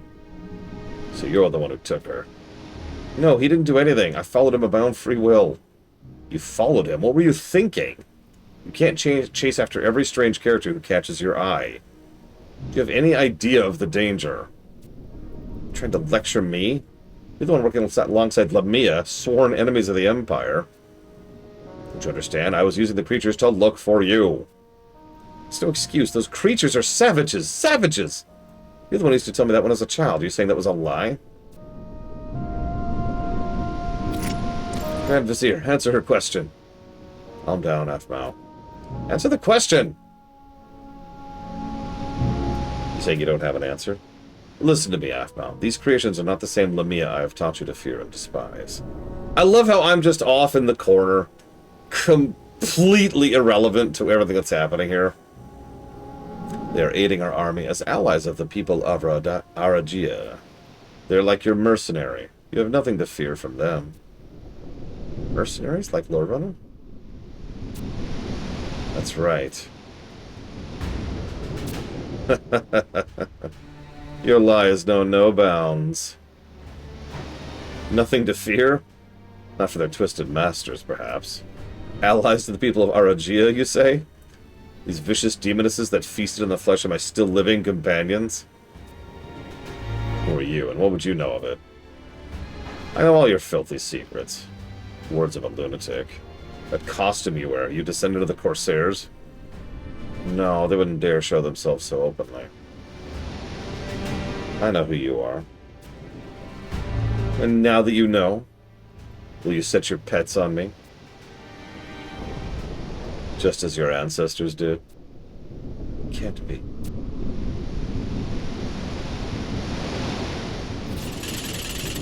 Is it true what he says? Grand Vizier, we require an answer. Aphmau, do you remember the last words of our father, Izar? We are the Emperor. The Emperor and Ott are gone, are one. Words that you took for your own. They do more than describe the absolute authority of the Emperor. They also signify a responsibility. A responsibility to protect the lives of tens of thousands of citizens from countless enemies within and without the vast territories of Artagon. There are times when carrying out this responsibility requires extreme measures. But those are not the only words he used. He also said a heavy hand is not needed to govern an empire. A gentle hand will guide the people. Anyone could see the use of the Lamia is going too far. You're twisting the spirit of his teachings. Aphmau, a time will come when you will understand. You always do this. Whenever an important matter arises, you treat me like a child. I'm supposed to listen to whatever you decide. You expect me to accept the responsibilities of an empress?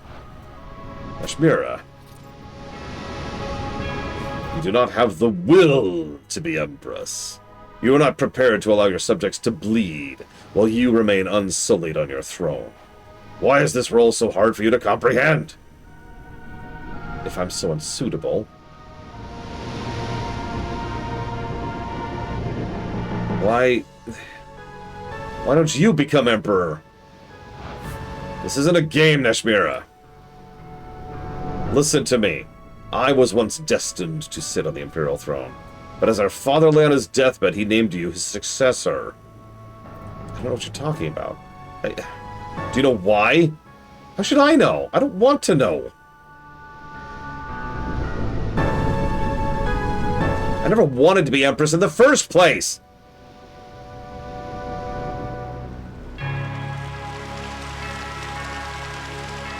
Let me tell you why. At the time when our father named you his successor, the blood of beasts flowed in my veins, just as it does in these creations. The same blue blood that you and our father despise. I never... Just listen. It was unavoidable. Yeah, my popcorn's getting wet. It's okay, I switched to corn. I literally just have a bag of corn. It happened while you were living at the temple. I received a mortal wound while fighting on the Eastern Front on behest of our father. The only chance I had to survive was a transfusion of regenerative blood from a monstrous donor. I never knew. Now do you understand? Now please, do as I say and return to the palace. I will, but... You think this is over? You think I will let two members of the Imperial family simply walk away? Rider in darkness, you have my gratitude. Thank you for this opportunity to avenge my people. The cursed bloodline ends here.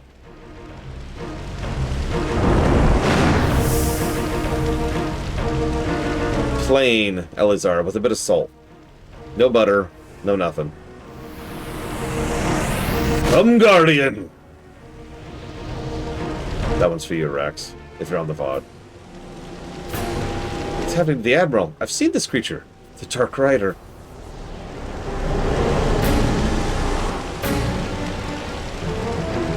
Underworld cur! What the hell is chicken popcorn? Oh, gotcha. You mean popcorn chicken, which, yeah, isn't popcorn, but I get your point. It's alright. I prefer tenders.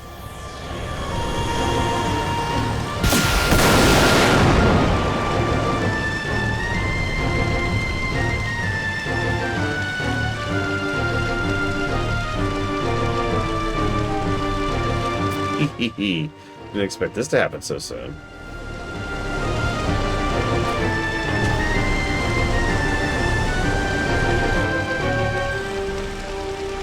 Luzef, no, Nashmira, stand back!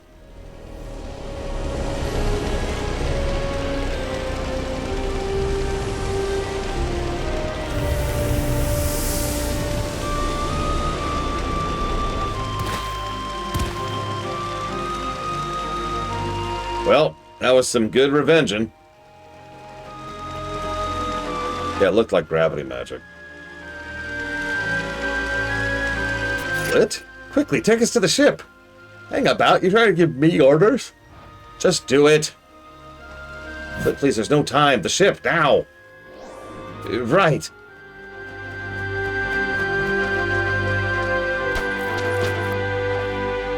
Ashmira, what are you doing? Sorry, Razad, I have to help him. Very well.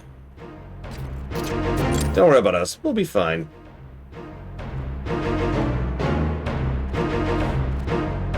You came all this way. For me. Forgive me, Lore Runner. Please be the one friend I need. Well, shoot. Okay, that was all actually interesting. Like, did you catch how Raz Fod here was still managing to have layers to him in addition to Evil's scheming vizier? Bit of self-loathing in there, bit of decency towards his sister. You notice that Luzif was like, I'm super evil, but also not. You notice how she actually grew a freaking spine? And it was an interesting character. And yeah, you caught that, right? The nice little implication there, almost stated outright, that, hey, by the way, our dad, the Empress, was really, really racist. I should have been the next in line for the Imperial throne, but I had monster blood in me to save my life! A literal transfusion! And that kicked him off the line of succession, which, by the way, is a real thing that's happened in real life.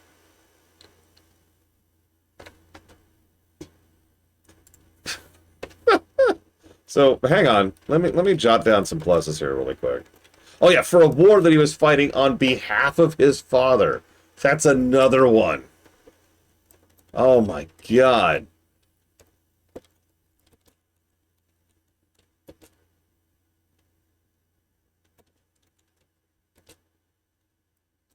I mean, yeah, no, that sounds like an emperor to me.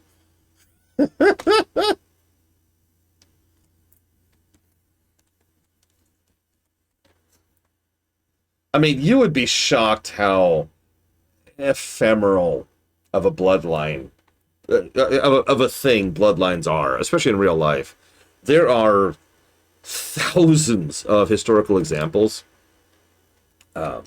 where the line of succession passes to someone who isn't a direct blood relative, or is like debatably a blood relative, or everyone says is a blood relative but actually isn't, and it's the whole thing. Nobody actually cares, not really.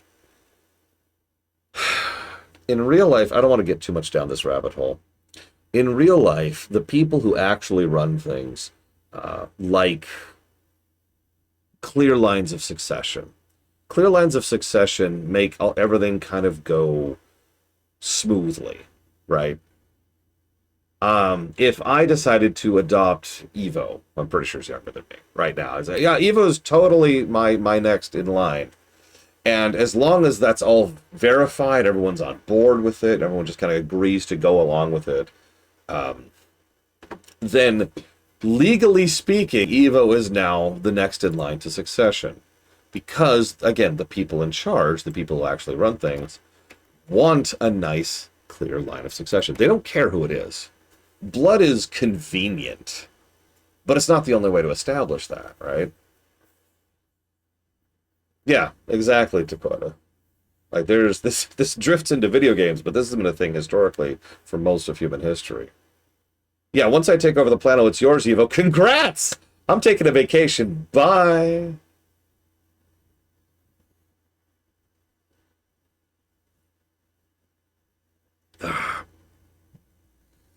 Oh yeah, Roman emperors constantly adopted succession. It was normal. It was normalized. There was even some work that almost went through, didn't actually, between the Eastern Roman Empire, aka the Byzantines, and the Persians of the time. And there was actually going to be a whole thing about tying those two bloodlines together thanks to an adoption. Now that didn't go through, it's worth noting. But that was something that they were talking. It's something they were talking over. And yeah, a lot of wars are fought over succession. And the funny thing is, it's so logical. Why, isn't it? Let me assume for a moment that I have... Just bear with me, okay? So I've got Evo over here, and I've got, I don't know, Kenix Cal, okay? Two of them. There's my two daughters. I have no idea your age. I don't care. Just bear with me, okay? So I've got the two daughters here, and I've named Evo successor. Now, in most succession rules, that means Evo takes it all. Winner takes it all, right? She is now the Empress. Kenix Cal gets nothing. So what does Kenix Cal have to lose for going for the throne? There's no detriment there, right? So Kenix Cal has now decided to go ahead and make a claim and a bid on the throne, because after all, if she doesn't get anything anyways. Look, PB Good Fate, I'm busy. I've got so many kids. I'm playing Crusader Kings. I've got like 20 kids. Yeah, meanwhile, everyone is trying to gun for both of them because everyone else wants to grab the crown too, or to be the one to manipulate the crown, depending on the individual. It's a whole thing. But all of it, this is going to sound strange, all of it makes sense. All of it's pretty logical once you get down to it. Oh. And yeah, as Blacheval says, a very common practice in most places was you have the main, you have the heir, and you have the spare, right? I think one of the only places that didn't really practice that was the Ottomans for a long period of time. Because the Ottomans, I mean, you'd have tons and tons of kids, but they had an interesting policy about that involved a lot of killing once the crown passed. Anyways, sorry, getting way down the rabbit hole, but what I'm trying to say is that was an actually good cutscene. I'm sorry to sound so weirded out, but Ottergon has been kind of lacking. I'm actually looking at the positives here. I have given 3 positives to all of Ottergon, 2 of which were visuals. Sorry, 3 of which were visuals, excuse me. And then this cutscene shows up out of nowhere and is just kind of good. Like, what? Anyways. Moving on. Grand Vizier, I have an urgent report. What?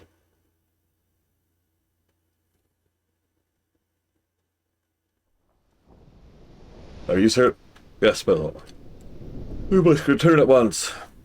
Lore Runner. This opponent is beyond the capabilities of a single mercenary. Are you sure? I feel like I got this. Your mission to locate Aphmau is over. I release you from your duty. Her Magnificence is with the Admiral of the Black Coffin. Luzaf? Reassign the Immortals searching for Aphmau to surveillance of the Ashu Talif. Sir. Luzaf. He may have been the chosen to become the next rider. Be on your guard. Sir. We have literally been to space twice, but again, that hasn't happened because we're a smuggler. Oh, he would have crumbled, Triaxi, 100%. Speak not a word of this to anyone, especially to the President of the Sentinels. Okay. Your remuneration will be sent ahead of you. Tell your employer your mission to the palace is complete. Oh.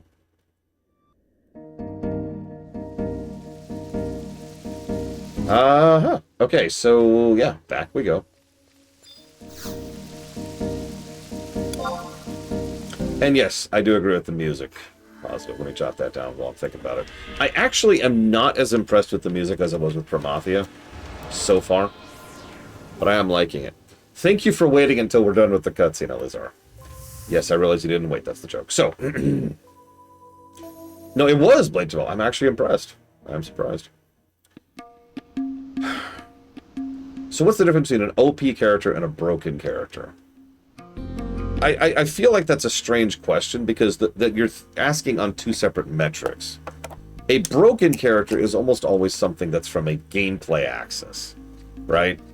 You generally don't talk about Goku like he's broken. You talk about Goku like he's OP, because OP is more like a story thing. Yeah, I see it. I'm at 1,500 hours. So I'm going to kind of rush a little bit. So someone who's broken is usually someone who's broken because the player has broken him, right? Whereas someone who's OP is usually someone who's overpowered in-universe. Now, there are some exceptions to that, and that's a good example, Arspers. Bugs Bunny is broken because Bugs Bunny bypasses the rules. That's what broken means at its fundamental core. Someone who doesn't play normally or fair. And yeah, Bugs Bunny is a meta character. It's kind of the same thing Deadpool does on some extent. Well, I don't know, I'm sure there's someone else I can think of like that. There's plenty of OP characters across fiction, good and bad.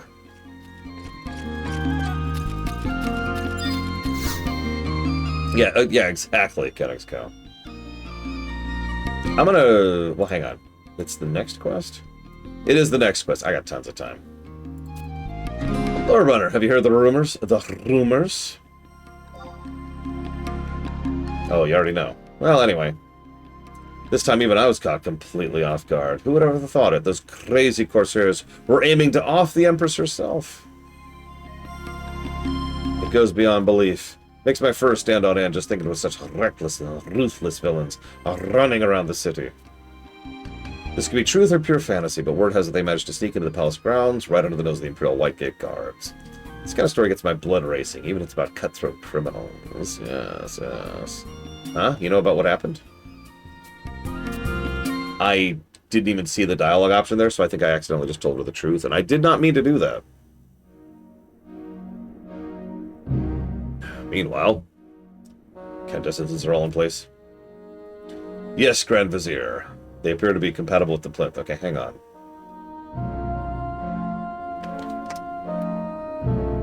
Nope, I don't recognize it. Excellent. No longer must we continue that impossible search. My father, no, my entire dynasty's dream can at last become a reality. We're not quite ready yet. What do you mean? The candescences are ours. All that remains is to activate the device. Am I mistaken?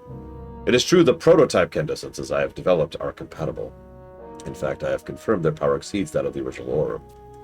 Problem is, we do not possess an operational device capable of harnessing the 5 candescences. There's a flaw in the device? Yes, the energy produced by the 5 candescences is staggering. A single error will reduce this nation to ash in a single instant. I see. As you know, the seed of thought is not in the heart, as most people believe, but in the brain. Yes, I recall your lessons from childhood. Very good. A person bereft of the brain's control would be unable to see, hear, talk, walk, and even breathe. In other words, we have the heart, but the brain is incomplete. The device we have is useless? In the most basic of terms, yes, Your Excellency. Our second research team was unable to locate the control center? I'm afraid not. They did, however, discover a spot that was originally equipped for just such a purpose. It's possible that after the battle with the previous rider, the control center was deliberately destroyed, or moved to a safer place before its crash into the ocean. Destroyed? That seems illogical. Would not Alexander wish to be restored? I have no reason to believe otherwise. If I might direct your attention to this diagram.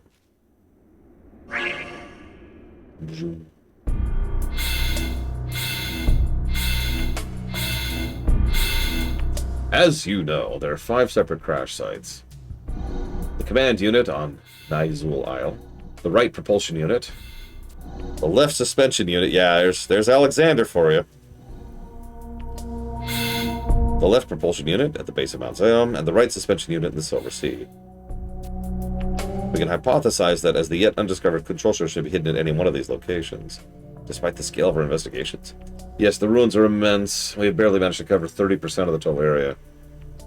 I do, actually, Blade Troll. The device we seek could be anywhere within the remaining 70%. However, it's entirely possible the control center is contained within a section of the ruins we have already searched but do not understand. One thing we're aware of for certain is there is constant communication occurring between each of the sites.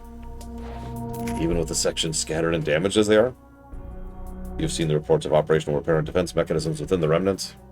We have discovered that these mechanisms are capable of relocating themselves to wherever they're needed, even to remote sections of distant sites, which gives undeniable proof of an existence of a control center. Exactly. There's one more thing. I feel a distinct presence while I was investigating the ruins. It's difficult to describe, it's almost as if I was being watched. Yeah, I'm pretty sure the camera view we keep getting periodically is actually Alexander's viewpoint. This kind of fanciful supposition is not like you. I cannot explain it. In any case, there's no time for another lengthy research expedition. What are our options? Sir, I surmise a facility of this size and complexity must have blueprints stored somewhere. The method of storage would have to withstand the passage of time, so a usable reference would be readily available in the event of a malfunction or destruction of the original machine. So you're saying it may be faster for us to locate the blueprints than grope blindly through the ruins? Yes, Your Excellency. However, I have no suggestions on where to begin our search.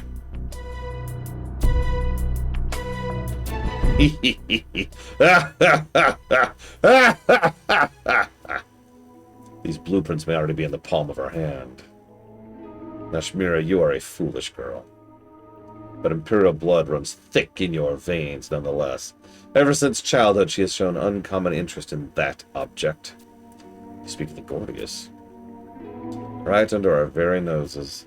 But even if you're right, the only person in history who's ever unraveled the Gordius is the great Walahra. Dead these many years.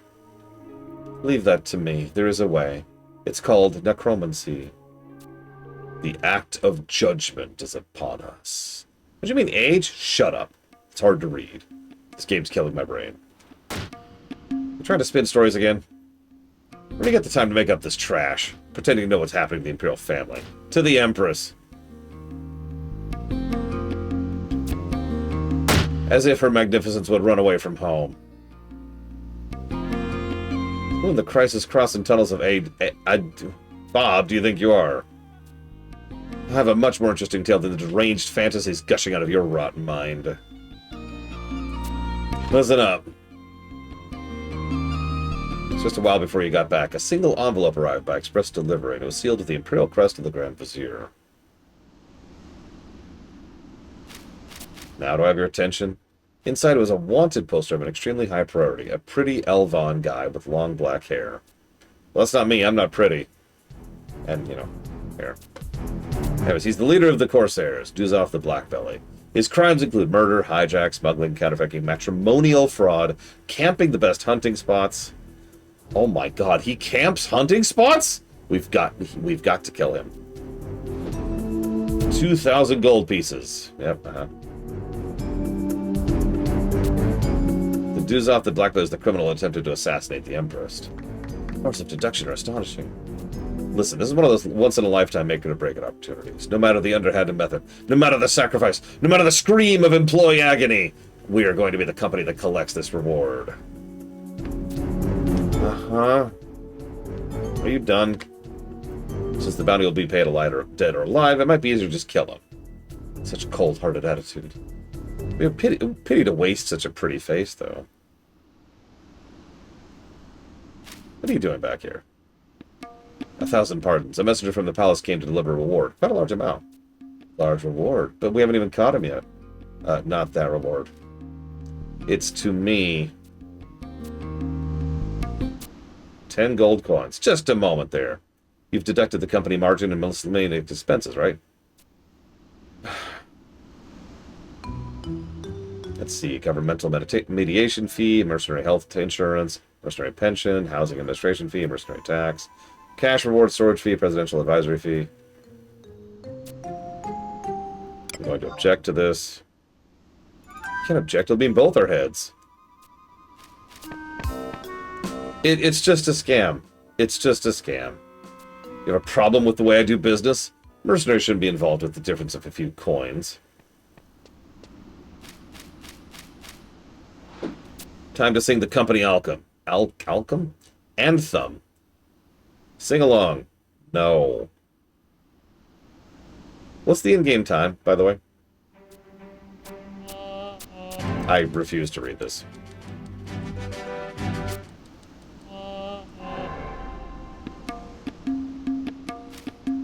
Obtained 1 Imperial gold piece. You know, if I can use a parallel for one of the reasons this irritates me so much, and it does, I'm not going to give it a negative. Maybe. I'm chewing on that. It's GTA 5. Hang on, let me explain. So for those of you who haven't played GTA 5, one of the big dominant themes of GTA 5 is that you are constantly broke. And you constantly do these big, expensive, elaborate jobs for people, and then the people screw you over. Constantly, over and over and over again. You're constantly getting scammed by the people who put you out on these missions. And you end the mission with, like, either no money at all or a pittance. Now, here's the interesting thing. GTA 5 also has something else relative to it, which kind of both helps and makes this worse at the same time. Because money is almost useless in GTA 5. There's almost no real reason to use money. So they made money purposeless to accommodate the fact that you're constantly broke. Now, there are some exceptions to that, like upgrading your ride or trying out different cars or whatever. But, like, the point is, the game is constantly spitting in your face by having you do these heist missions at which you get nothing out of them, or very, very little. There.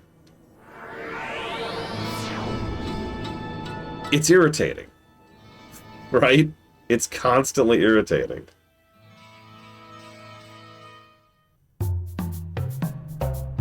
Do you see why I'm bringing this up? Like, even if they do some stuff with it narratively, it's just... That's an interesting outfit.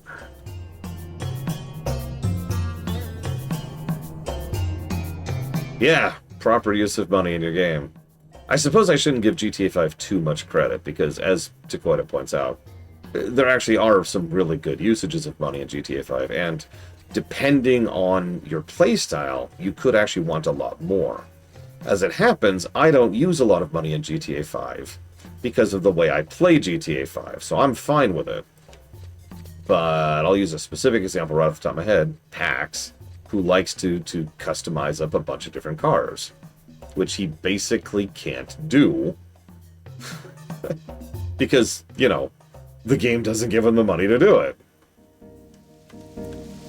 Now, GTA 5 does get one other thing in its favor, and that's the fact that all these assholes who pull all this crap over on you, yeah, they don't enjoy life very much. To put that as nicely as I possibly can. You do some very unpleasant things to all of them. So that's okay, that's cool. Now, do not answer this question. This is just me speculating out loud. But I am already predicting right now that Naja, or whatever stupid name is, will never suffer any consequences for robbing us blind the entire expansion.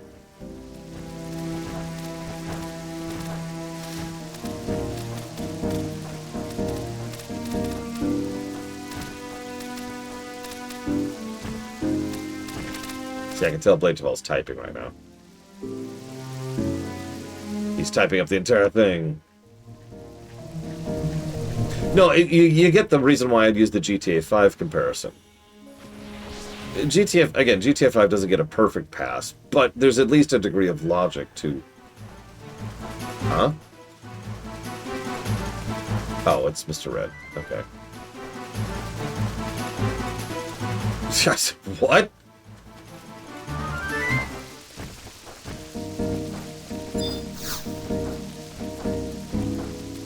Oh, got it. Woo! Got the gold coin. But yeah, like it makes sense from a gameplay reason why we are getting such limited rewards. That doesn't make it feel any less bad from a story angle, right? This is why I'm still chewing on if this is a negative or not, and I do welcome feedback, as I usually do. Like, surely there's some way to reward us in a way that makes sense, gameplay-wise, without literally having our boss rob us by scamming us constantly. And again, your comparison to Devin Weston over GTA 5 is apt, because that's basically what Naja's doing. She just happens to have boobs while she's doing it. Oops. Ah, whatever. Now, to challenge my own assertion,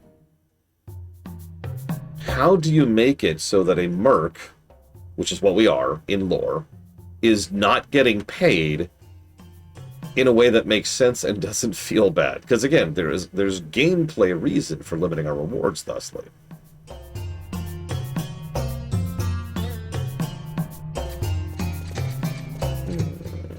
Let me chew on that for a minute. Or anybody want to jump in, feel free to do so. Ah.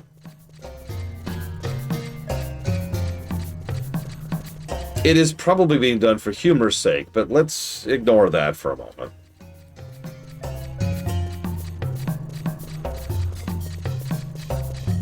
Yeah, surely there are other mercenaries. They've talked several times about how they employ thousands of mercenaries.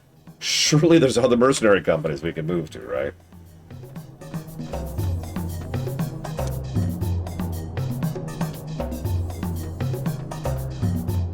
Now that's an interesting idea, Kerouac Noise.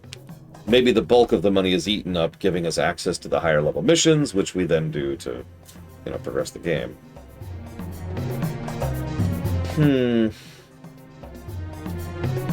I like this song too.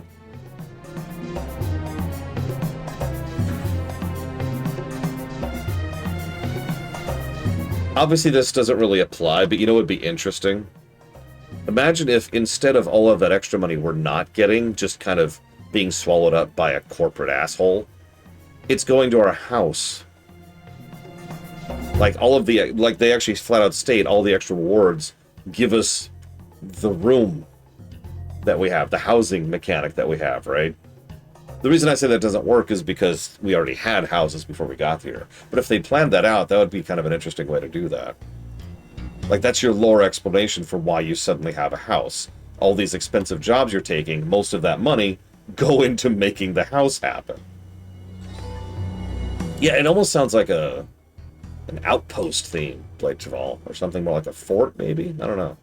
No, I think I'm going to go with outpost. I think it's a good word.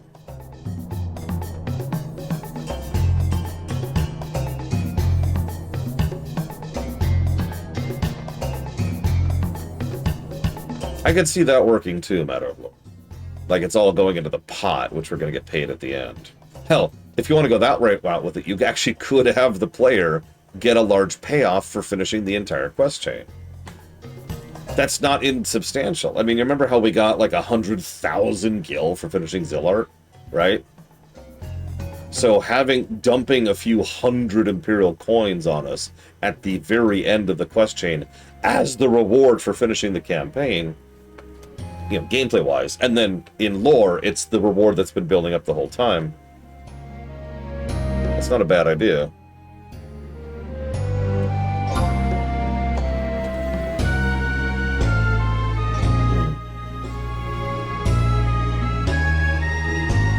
I think that could work, actually. I think that could work out pretty well. Because then the player... I don't know what you can buy with these coins, so I'm kind of speaking of ignorance, but speaking from like other MMOs, that's hysterical, Witchwall. But speaking from other MMOs, usually these kind of things, like those gold coins, are the kind of things you can use to buy gear or cosmetics, right? Sometimes both. So that, to me, feels like a really appropriate reward for finishing the campaign. Congrats, you did it. You did the launch content. Here's 500 Imperial coins, which you can go blow on mounts, or armor pieces, or upgrade items, or whatever, right? Like, is this just me? Nobody said anything. I'm just curious if this is that terrible of an idea.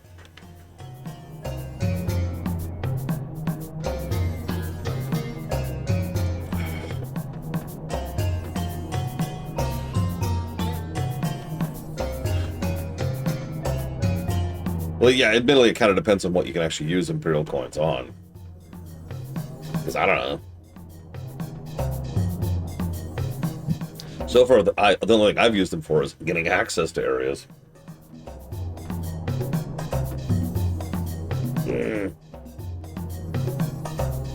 Oh. Yeah, money sinks. Money sinks are good things.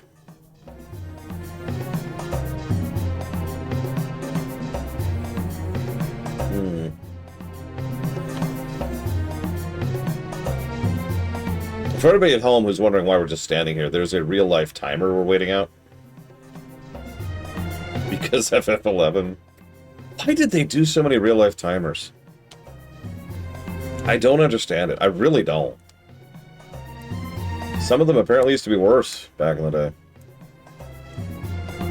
Like, clearly it's my sister's fault. How could you do this to me? How could you give me this half of a... I don't know what it is. Chocolate mousse. It's a very merry unbirthday to you. No, we've actually already run into, I think, one of those Mystic Maker. I think just the one, which was in Promathia. Aha! Puppet Master upgrade, armor from salvage, artifact armor. See, artifact armor by itself is the kind of thing that would be a really good reward for finishing the campaign, right? Or even, like, just part of artifact armor, you know? But no, you're probably right. It's probably to mandate people taking breaks. And I'd like to mock that. I'd like to belittle that, and I have been giving negatives to that. However, I have to acknowledge that this game is primarily for a Japanese audience. It's nice that we get it out in English and possibly other places.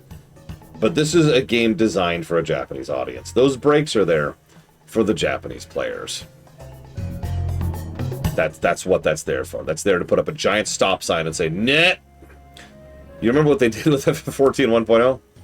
Because I did. I was there for that. Ugh.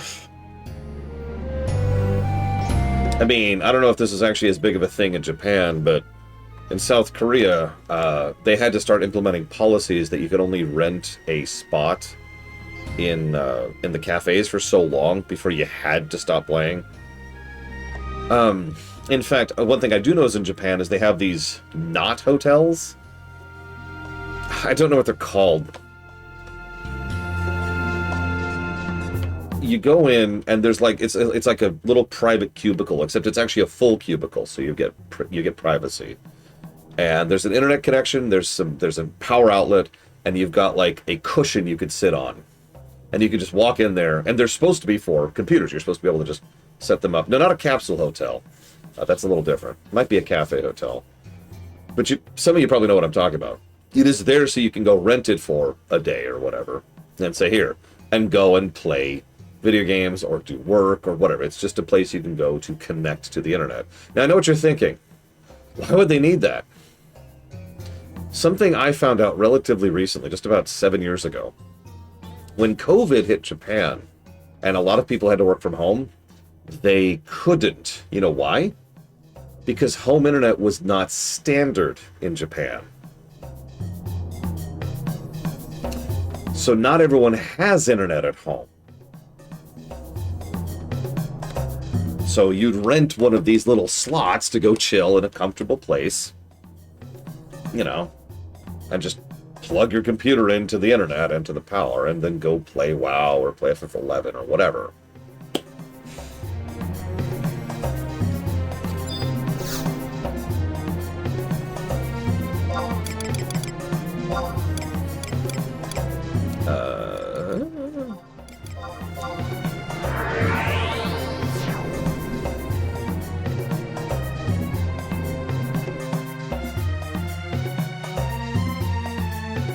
Yeah, something I discovered relatively recently, like 2 years ago, I want to say at this point, pretty recently, is that one of the biggest reasons why they've never merged the servers on FF14 is because apparently FF14 Japanese players are assholes. Obviously, I'm generalizing, but it was enough of a problem that the developers and community leads started acknowledging it. The elitism is real. I don't know how bad that was in FF11 back in the day, but I wouldn't be surprised if it was an issue. I actually have an anecdote about that. A friend of Pax's was playing FF11 back in the day, and Pax, you know, poked his head in to play with him. This is actually separate from me, by the way. This was back in when this was relatively early on in FF11's existence, and this was in between my 2 attempts at playing this game. That friend was an English speaker and was so happy to see Pax because Pax spoke English, and the dude was in a group of Japanese players, and those Japanese players were really mean to that dude. Wouldn't quest with him for doing stuff, or so wouldn't group with him for doing quests, and would make sure to ensure that he didn't get drops or anything persistently, like just kind of excluding him from group activities. He was in the guild. So Pax showed up and he was like, oh, thank God, someone I could play with.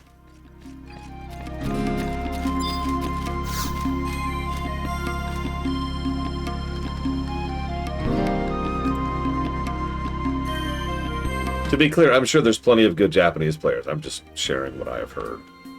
So, anyways, I knew you'd be shoving your face around here sooner or later. So how goes our little project? Surely you haven't let the most important mission in the history of the company slip your mind. Of course not. Well then, sorry I ever doubted you. But you have to understand, capturing dudes off the Black Belly is the greatest thing this company will ever accomplish. Now that we're on the same page, I can fill you in on something I've noticed. Akuba, or Abkuba, whatever her name is. Is the office clear of visitors?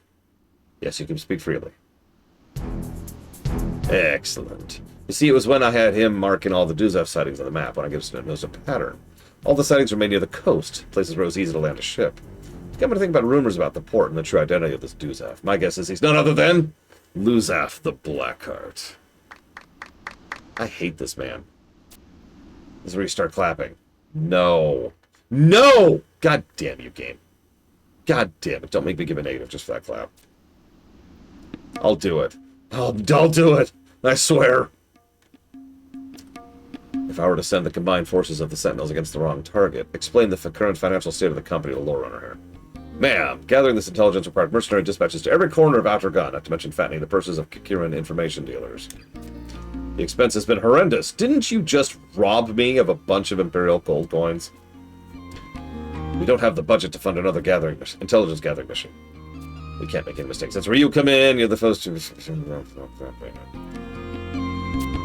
Yeah, yes, thank you for reminding me of the fact that you robbed me of the crown. My job is to track down the Black Coffin. You'll be needing coin to pay her on the cutter. Remember something about a greedy spirit. Go get the coin. Give me the proof. Alright, so. Moving on. God damn it.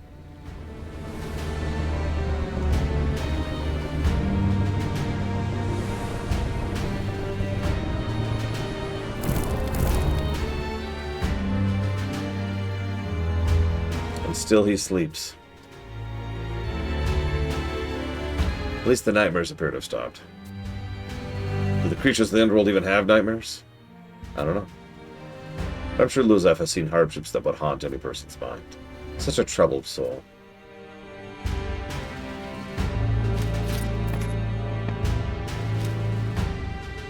How fares the Admiral?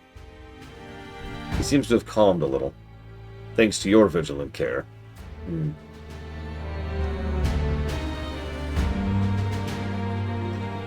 Why now, with the age of judgment so close? Is something amiss? Idle musings, nothing more. Please inform me if there's a change in his condition. I'll be on deck.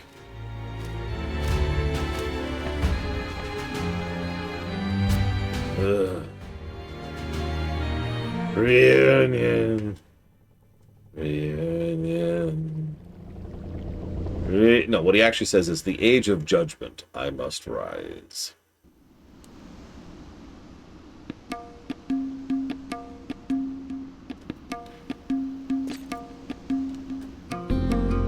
It also could be anecdotal or random with regards to players. Players are always random.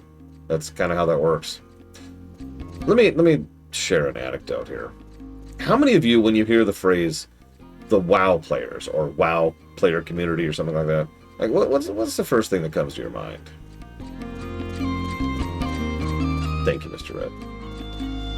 Hi, Dr. Winter. Okay, so we got cringe. All right. Yes, Bill just know. It's very horrifying.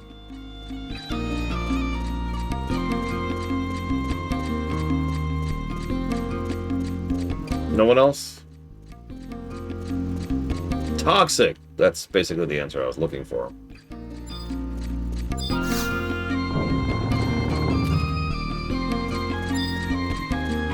Leroy Jenkins. Guys in their late 40s to mid 50s, I mean, that's me, who don't play games, that's not me, but do play WoW. That's me again. 2 out of 3.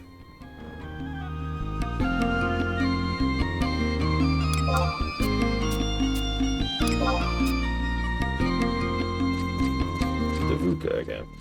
The reason I bring this up is WoW has had a reputation of being the toxic game for a long time, pretty much since it came out. Now, I can actually explain that, like, objectively. Davuka, right? Yes. See, there's something I call sample size theory. The idea here is that anything that hits a certain number is going to just kind of cast the net sufficiently wide that statistics will catch up to it. WoW was the most played MMO in history. Period. That's just fact. Not now necessarily, but definitely across all of history, right? So an overwhelming majority of people played WoW, which means people from all walks of life, which means the sample size is larger. Let me explain this slightly differently. Let's say about 10% of all people on Earth are assholes. This is a made-up number, but just bear with me. Now, if you're playing something like, say, this game right here, we've got, what, 1,000 players active right now? So that means about 100 of them are assholes. Okay, cool. So what are the odds of you running into one of those 100 people across the entire game? Pretty low, right? WoW has, on average, let's say about 100,000 more people all on at the same time. Same percentage, 10%. So now there's 1,000 assholes running around. Higher chance of running into one. You get the overall idea, right? So WoW had so many people, especially in its heyday, that it was much more likely, just thanks to statistics, to run into an asshole. Now, interestingly enough, 2 separate fascinating things have happened as a consequence of this. First of all, when WoW got rid of all the old leads and divided over into a separate category with WoW Classic, I want to stress, my opinion has nothing to do with this. These are both objective facts. The number of assholes roaming around WoW went down noticeably and substantially. Now, why that is, it's up to you. But the prevailing theory I've heard from many people, including people who play Classic, is that most of the assholes went to WoW Classic. Most of the people just kind of filtered themselves out.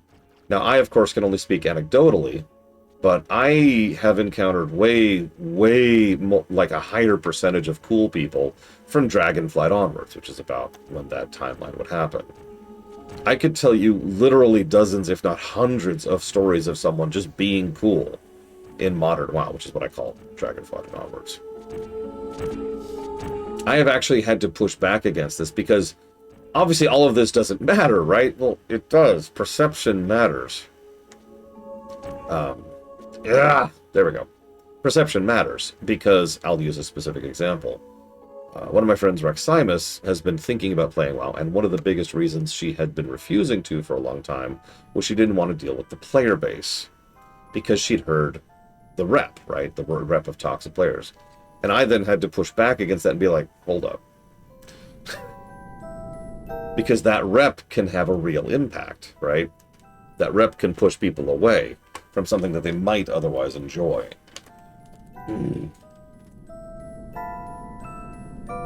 Yeah, pretty much, Kaisen Zero. That's about my experience, too. I'm happy WoW Classic exists. I really am. Without hyperbole. Oh, I should stealth.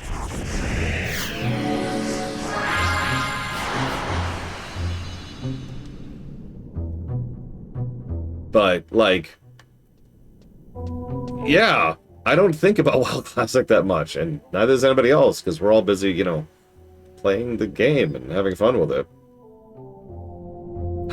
Just last night, literally just last night, we were doing a dungeon in Midnight, and the tank popped in and said, hey, this is not hyperbole, hey, this is my first time doing this dungeon, and I've got a quest here. Can anyone help me out? I immediately jumped on that and said, I recognize that quest. It's going to be off the second boss. And he's like, cool. You mind helping with pulls? I was like, sure thing. Do you mind if I pull for you? He's like, absolutely. The healer said, no problem. I'll make sure you know, if anything gets to you before it gets to the tank, I'll make sure it doesn't kill you. And I said, thanks. And we had a great run. That is one example from one dungeon, from one interaction, from one play session from yesterday. That is constant in modern WoW. That kind of interaction.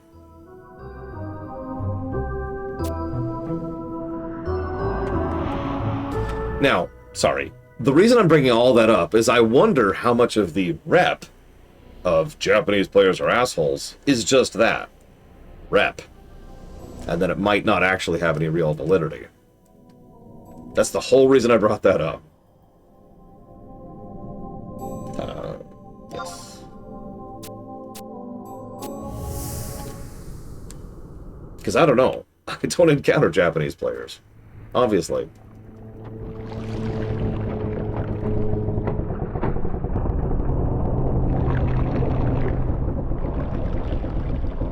I mean, that makes sense, Arspruce. If you have that kind of experience, that's going to taint everything afterwards. I understand that.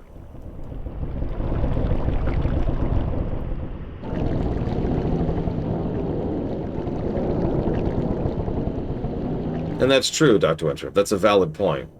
If you do 20 dungeon runs and one of them is unpleasant, which one are you going to remember? The 19 that were fine? No, you're going to remember the one. What are we going to do with the boss?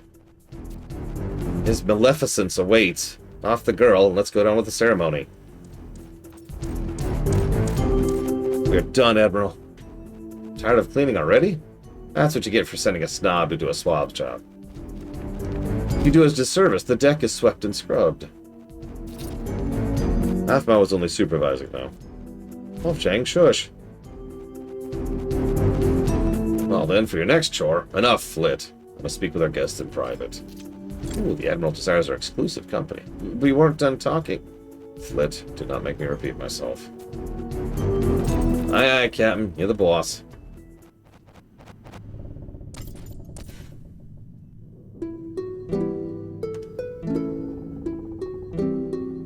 Yeah, apparently I'll be on Talaka Cove, and it says to not warp away because my next mission is there.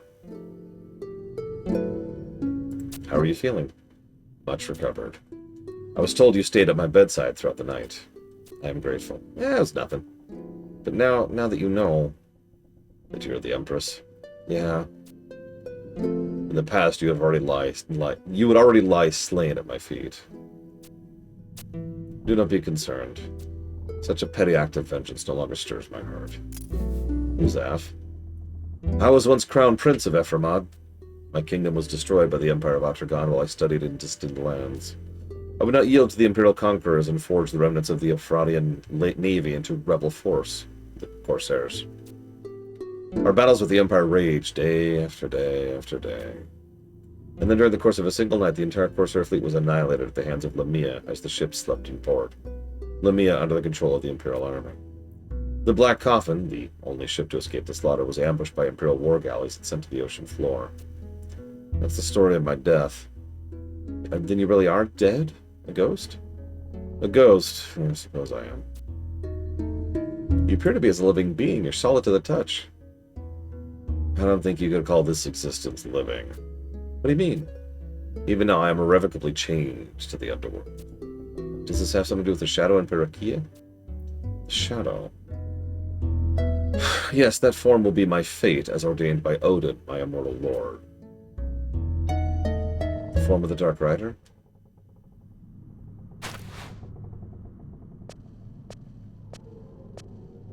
You miss little, I see.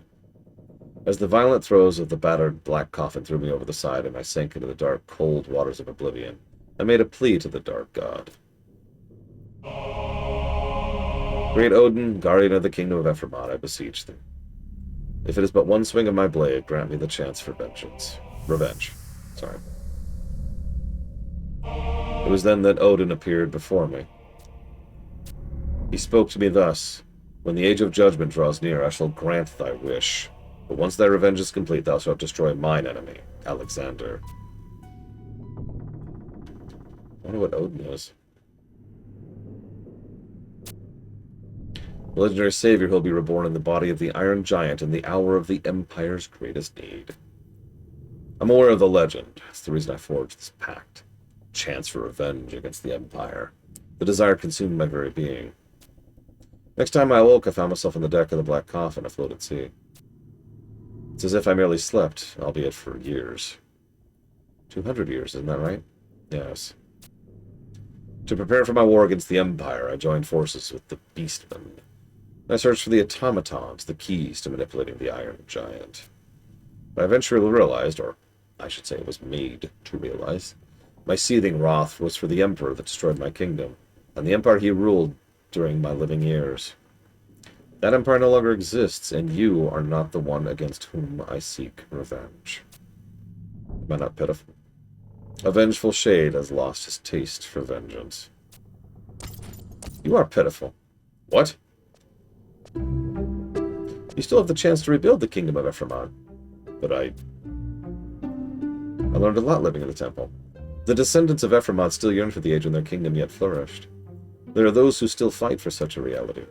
You can help them find the path to the kingdom of their dreams. The people of Ephraimad survived.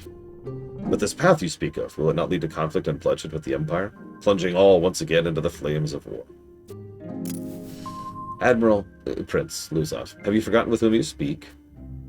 Yeah, leave the Empire to us. We just have to defeat my brother. Yeah, you're right. And I am still a Corsair. I will take a gamble on this fool's venture. That's the spirit. Now we gotta undo this pact with Odin as soon as possible. Yes, I must seek an audience with the Dark Lord. Please, boss, the tears won't stop.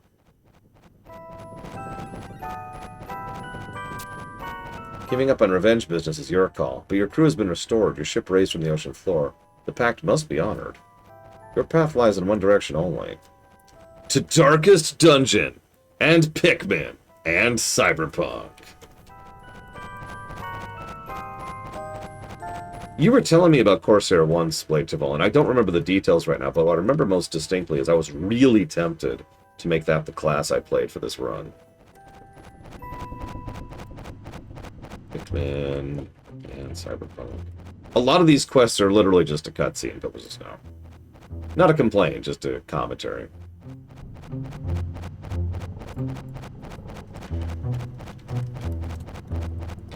Thank you for the sub, Dr. Winter. I have jotted it down for the three aforementioned. Aforementioned. Hazalm and existence as the new Dark Rider incarnation of the Great Odin. If you renege on the deal, you know what awaits you and your crew, right? Hazalm, what's he talking about? What a tragedy. A real shame it is. The poor little Empress floundering in the dark. You spent so much energy playing the part of Puppet Master, you never noticed the Grand Vizier pulling your strings. How dare you? Enough, Flit. Went to Lafar, didn't I? How about I make it up by teaching you about Hazhalm, excuse me. It was the site for alchemical experiments that pushed the limits of reason. The reckless fools eventually ripped the very fabric of reality and opened a door to Odin's domain. Without even knocking, I might add. Of course, we've been using that tear as a shortcut to this world. You've made your point. Let us proceed to Hazhalm. Yes, proceed. No other choice, really. You're serious about this, Admiral? I will present myself before Odin and nullify the pact. You could also just help against Alexander. Hold on. What's this talk about nullifying? Are you sure, Luzev? I am sure. Fate's grip is strong, but we are masters of our own destiny. You taught me that. Me? When I look at you, I feel as I did in my younger days. I remember what it is to hope. So many things I didn't know back then, so many things I wanted to learn. You were searching for a way to save your empire, to save your citizens from despair and misery. To do that, you seek to uncover the truth behind the world in which you live. I do, but...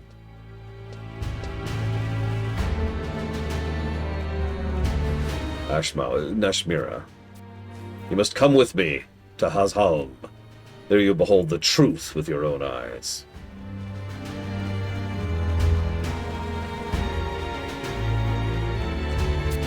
There's some things in this world better left unknown. Admiral, what is it? The ship appears to have picked up another rat. That's me. Sorry.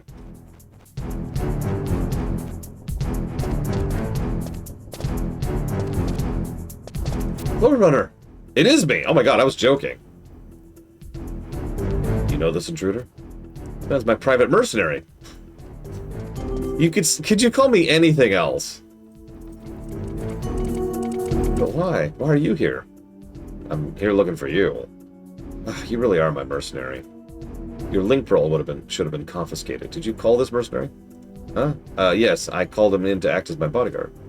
Isn't that right? Right, the old messenger in a bottle trick. Where these meddlers come from? You expect me to swallow that story? But this works out perfectly, boss.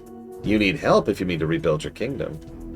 The Aphrodisian treasure you recovered from the Empire is still stashed in Talaka Cove. And there have been those immortals sniffing about it lately. Immortals. It matters not. The treasure is veiled by a powerful spell of concealment. The only way to pierce the illusion is with this, Precipient Eye. And you and I possess the only two in existence. Right, it's a great spell, fantastic, but who knows what those immortals are capable of? There's no guarantee they haven't sucked up some crazy sensory ability from some hapless creature. Frickin' blue mages, am I right? Give the eye to him, he can work on security. We can trust him not to swipe the goods and to lead those blue devils off the scent. I need Lord Runner by my side. Well, I can't argue with that. If he stays on the ship, we'll have to submit him to a thorough investigation. Just to be on the safe side. Wouldn't you agree? Why, yes, we have the utmost faith in Lord Runner. He is the perfect choice to keep your treasure safe and sound. Very well, I'll abide your judgment. Here, take this. Watch over my treasure, but if you sense you are needed, be ready to fly to our side with all haste. I can teleport. Do you have a teleport crystal on your ship? That's going to help out a lot. Hello! Okay, hey, hi, hey. At some point I'll exist. Nope! Never mind.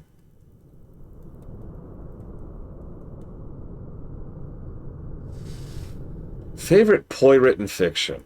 I mean, Jack Sparrow is a good pick, let's be honest with ourselves.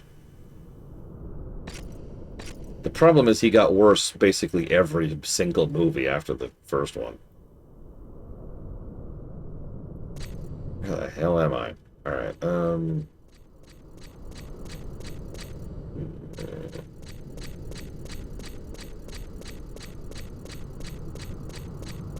I suppose I could also mention Balthier from Final Fantasy XII. Yeah, Barbossa got better every movie. Isn't that weird? And he started good. Helps that they had, I can't remember his name, but the actor who plays Barbossa. Who is a fantastic actor.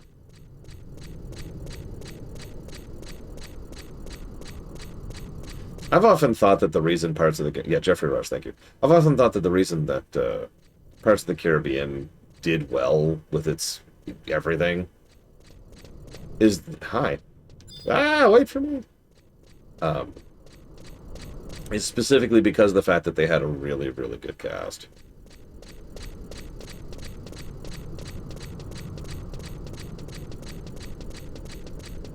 See, I liked Barbossa in the fourth film, but it took a minute to get there. For those of you who haven't actually seen the fourth film, he starts off as a patsy, that is to say, a privateer of the English crown. And he's kind of strange there, and serves as a pseudo-antagonist. Until you actually get out further into the film and he gets away from England. At which point he drops the facade and admits that he's primarily here out of revenge.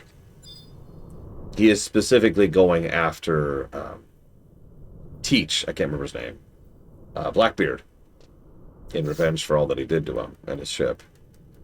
And he pretty much immediately becomes a better character the moment he drops the mask and admits that.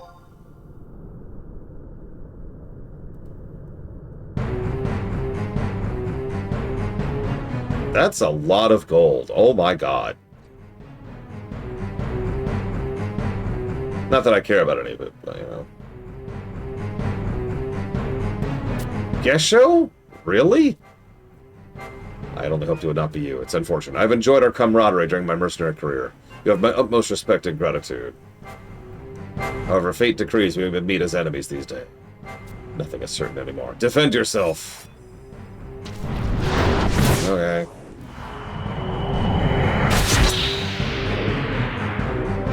So, do keep in mind, nothing I'm about to say is a negative, but let's just know. But max delves, that is, say, tier 11 delves, are probably the easiest of the hard content in WoW right now. Now, to be clear, that does not make them easy. It just means they are the easiest of the hard.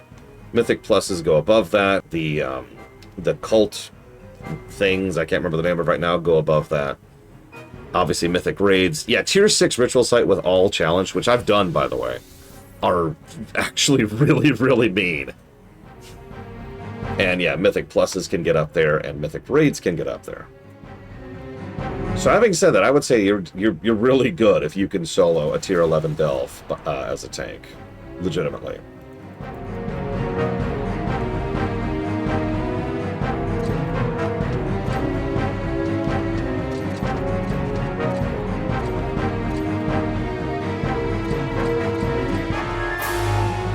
Yeah, you don't get an assistant in ritual sites, and there's very small margin of error in ritual sites. Oh, I sense a Mr. Red in search of answers.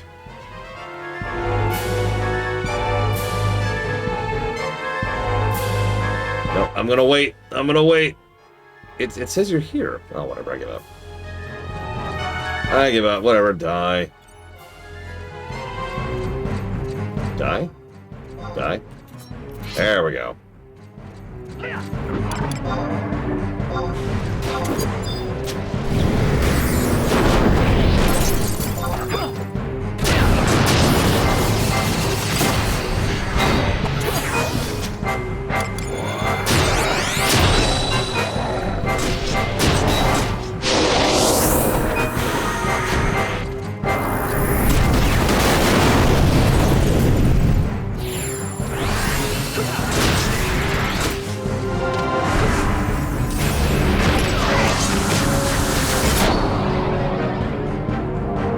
I think we got him.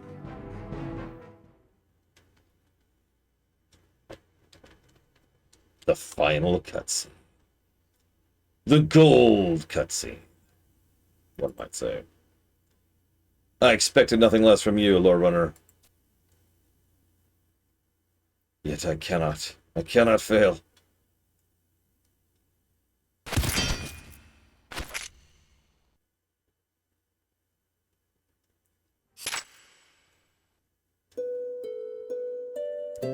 I am defeated.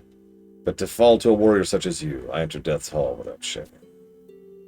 I ask one final mercy. Will you strike the blow that sends me to the afterlife? I like how the option there is gladly. Oh, why am I doing this? The defeated general speaks not of tactics. No further words shall escape my beak.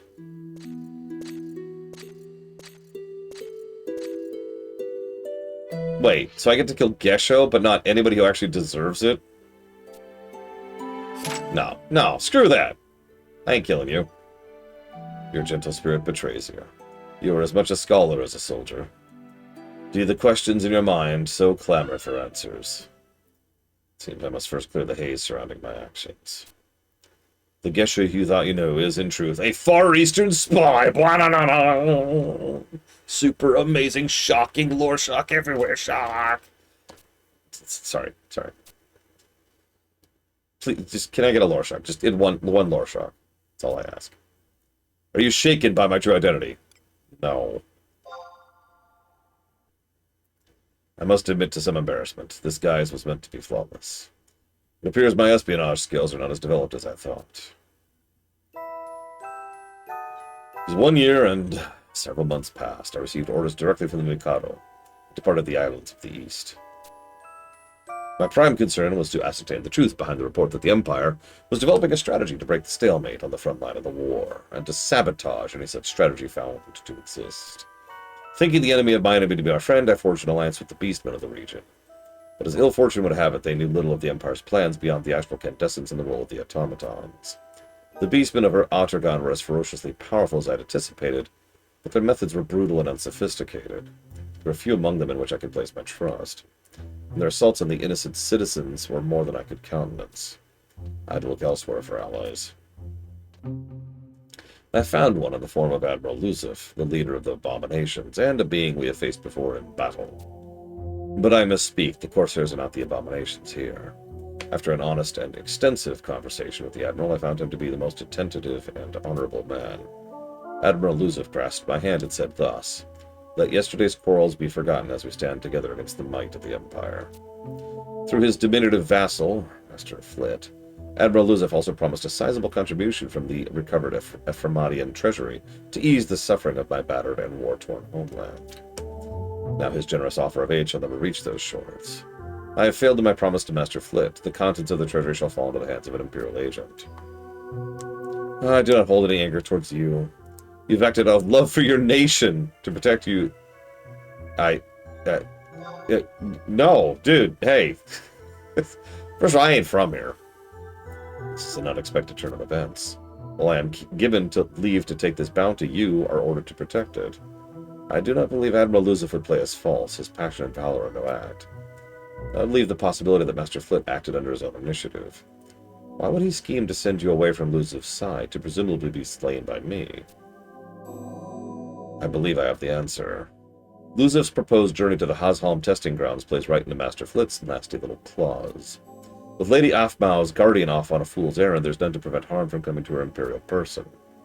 As one who walks in shadow, I could imagine such manipulation from an underworld being like Flit. Your master's life is in danger. I swear to you by the heavens and the earth, I will not lay a talon on this treasure. Dude, take it. I don't care. Why would I care? Okay. So now I need to go to the Kadarva mine and then to the Hazhalm testing ground. Are we near that? Where are we? I don't have a map! Of course I don't have a map. Why would I have a map? Maps are for losers! Like me. Give me my map! I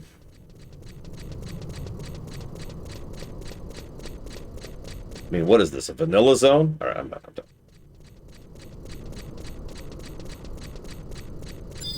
And I need to do this so I can write down a positive for Gesho. Yeah.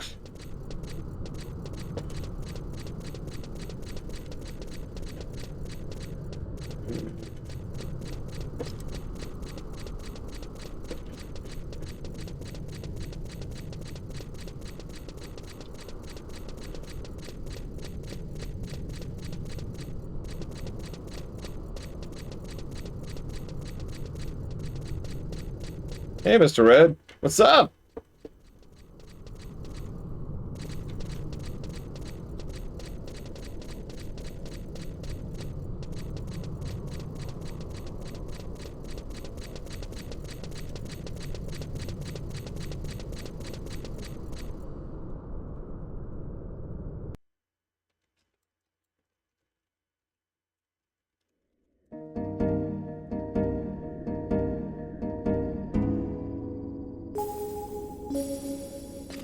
Against the Storm is one of my I want to try it out games, Brago. So if you don't mind sharing, I would love to hear your thoughts on it when you get there.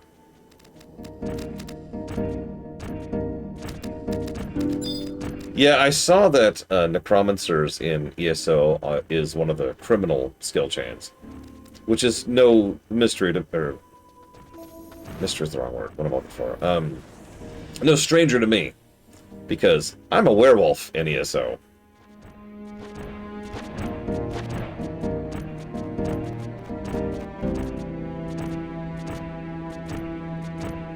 It's okay, before I was a werewolf, I was a vampire.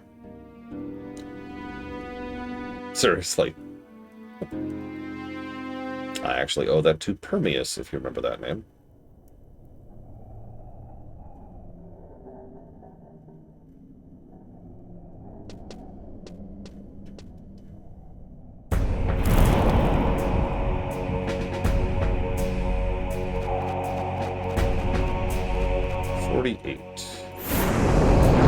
We're on mission 36. There are 48 missions.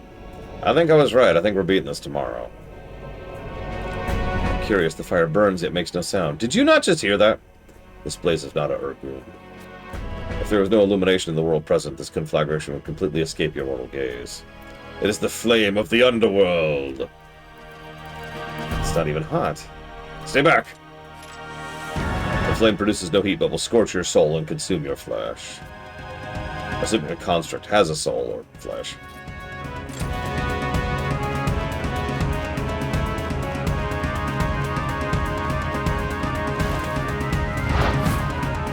Great Odin, sovereign of darkness and battle, lord of the underworld. Your humble servant Luzaf stands on the threshold of your domain. Didn't the Imperial Army seal off the entrance to the underworld? The rules of time and space don't apply equally to this world of badness. By rights, this rent in the curtain between the two worlds, this dimensional hiccup shouldn't even exist.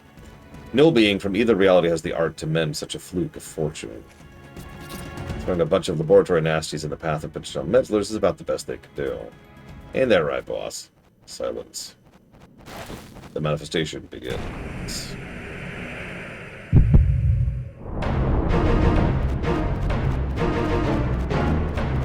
Well, shoot. Odin time. I demand 1 sandwich. Rye.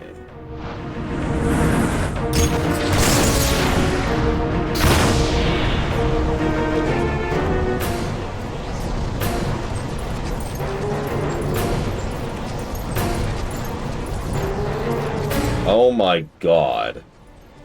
I just looked up what's required to do the epilogue. I'm just going to make a judgment call right now. We're not doing the Treasures epilogue, okay?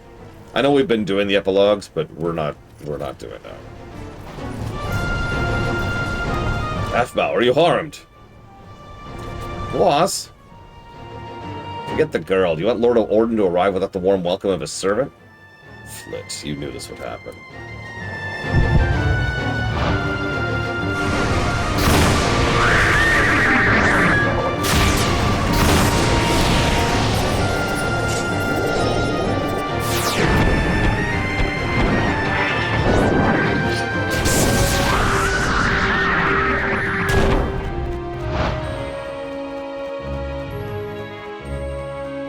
Hi, Odin. Your horse is dead. Just so you know.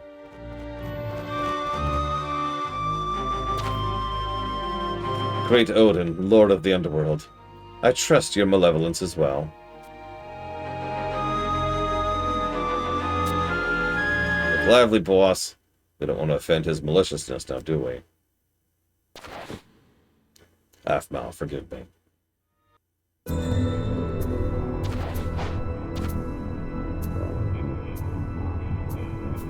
Art thou the one who summoned me? Yes, my lord. Speak thy mind. Great Odin, devourer of light, I wish to know the time that remains to me. Hast thou sated thy rage? Rage? What rage is this? Come on, boss, stick with the program. Your rage towards the Empire. No, not sated. My rage has subsided. Hast thou sated thy rage? Great Odin, I have uncovered a purpose more deserving than simple revenge. The descendants of Ephraimot.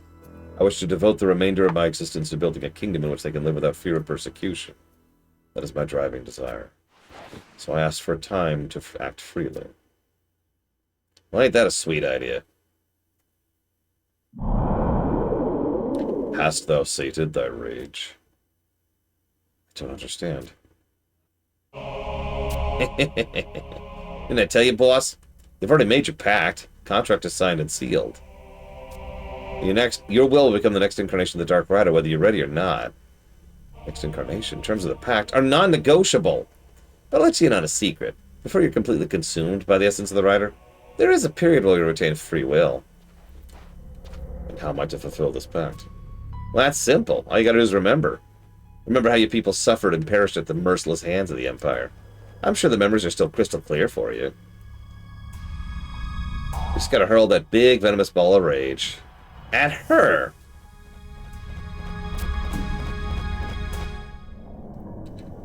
Yeah, I'm here.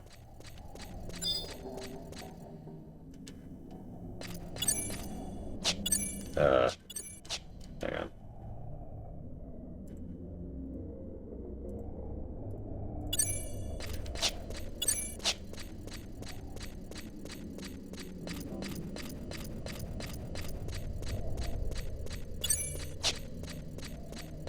Just gonna keep going down for a minute. Really, Mystic Maker? That's hilarious. I can name another game, which I will not share because it's actually kind of a spoiler, where if you slash dance with a boss, he instantly kills you.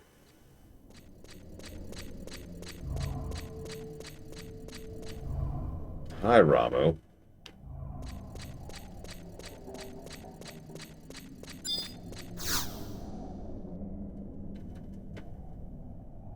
I'm dead serious, by the way. Anytime I drag someone through that game, I insist on at least doing that at least once for the new person.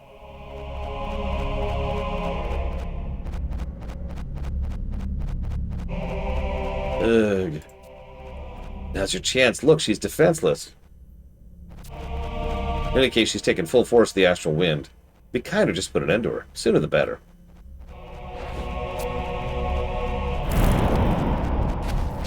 Only like 3 at this point, Giga.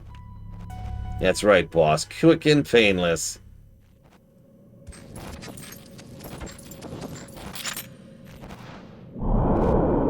Sup? Flit, there's something I would know. This mercenary of Aphmau is Lorewinter. You are certain he oversees the security of the treasure? What? Why does that matter at a time like this? Yeah, I'm certain. I showed you the blip on the tracker, didn't I? Besides the one I entrusted Lorewinter, the only recipient eye that exists in the world is one you hold. There are no others. No, boss, just the 2. Why would I lie to you? Then show me the one you have now. Yeah, you see, there's more important... I mean, look at the tracker! Right smack in the middle of Talaka Cove. Mercenary's right where he's supposed to be. So he is. Right where he's supposed to be. Traitorous imp! Boss, no,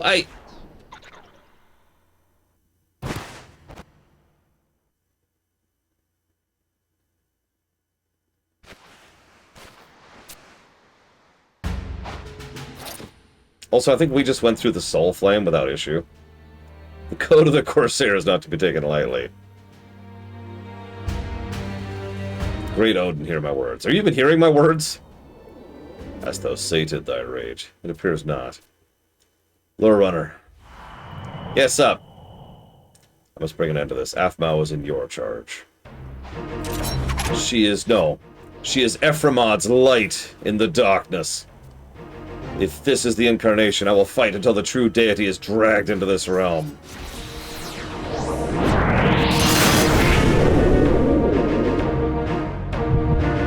Yeah, it's not even there. Right? No, maybe not. Sate thy rage. Thou shalt become my knight. Thou shalt serve as mine arm in the Age of Judgment till Alexander once again lies in ruins.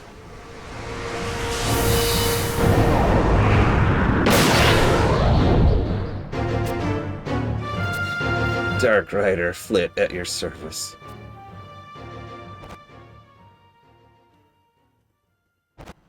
Your will is my command, boss. What's weird is I know we don't have a boss battle here, because I've got a walkthrough. So, huh?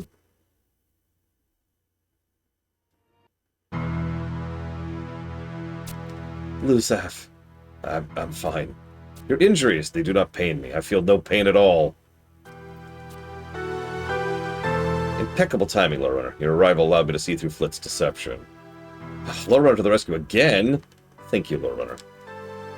That's fine. Aphmau, are you able to walk?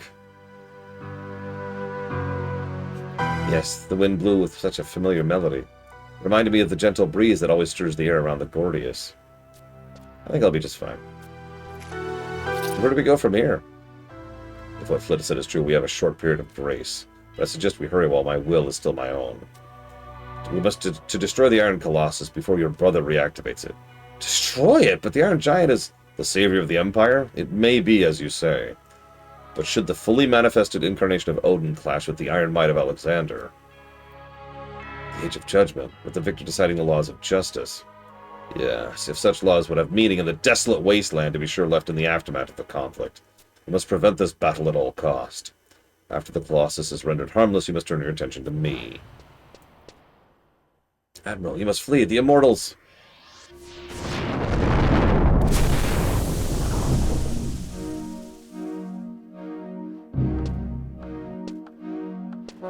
Most impressive, little sister. Asvad! You have aided us in the capture of both the Dark Rider and a foreign spy in one fell swoop. We don't have time for this. Have a care, Luzaf the Blackheart. Or should I call you Dark Rider? The crew members you had hidden throughout Halsham are all in our custody. Not to mention the descendants of Ephraimad that followed the rumors of your presence here. I would hate to have to spill blood of Imperial citizens, no matter how unwillingly they serve. Take him away. Use the astral bonds we prepared. Keep on your guard.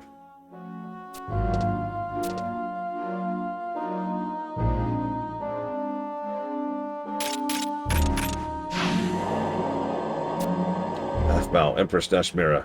Is this the treatment I can expect from your nation? Has nothing changed in the last 200 years? Wait, we command you to release this man. Your Magnificence. Ignore her. Be on your way. Does our authority mean nothing? Listen to me, Nashmira. You have abandoned your government and consorted with enemies of state. As Grand Vizier, I have decreed that the mark of Zahak, the symbol of imperial power, is no longer yours to wield. You cannot! Your authority no longer exists. Do you betray the Empress? Betray your own sister? Betray you? You are in no position to speak of betrayal. Lord Runner. Don't you think it's about time you told my fool of a sister the truth? Told her who you truly work for? What are you talking about? Lord Runner works for me. Continue to deceive yourself. The only reason Lord Runner stays close to you is to fulfill his duties as a spy. No, you're the one who's deceiving himself. You understand nothing about Luzaf's spirit or Lord Runner's heart. Just take this to Salahim's sentinels. Why? We all have our masks. I hid my true identity from Lore Runner, but even so, he still comes to my rescue.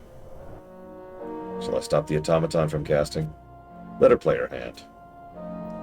Tell your master this, Lore Runner. The game is over. It is time to submit to the power of the Empire.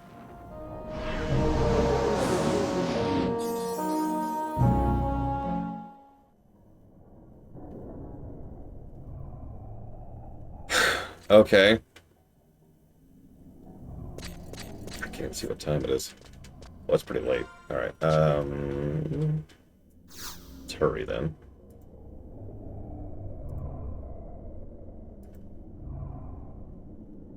Yeah, amusingly enough, I actually agree that Rasfad is not actually intelligent. He thinks he is. He legitimately thinks he's smart. But what he actually is just experienced. And I know that sounds like a strange way to phrase that. But he strikes me as someone who's just been ground down by the everyday business of running the Empire for years. Someone who, again, was removed from Imperial lineage because of something that... hang on. Where am I going? There. Because of the fact that he had to... that he was fighting a war on his father's behalf and had to have a transfusion in order to save his life. Like, that's... yeah. I hate to keep hitting at that point, but that's completely ridiculous. And it probably informed his worldview.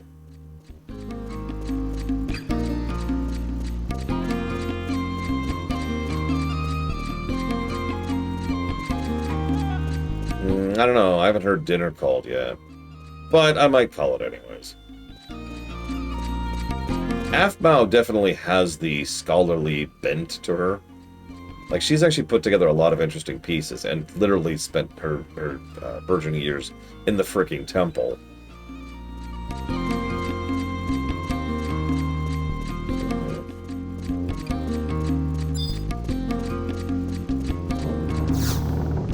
So one thing I've noticed is the game has finally started giving us some honest-to-God respect, which I deliberately said immediately before we have to talk to Twitface.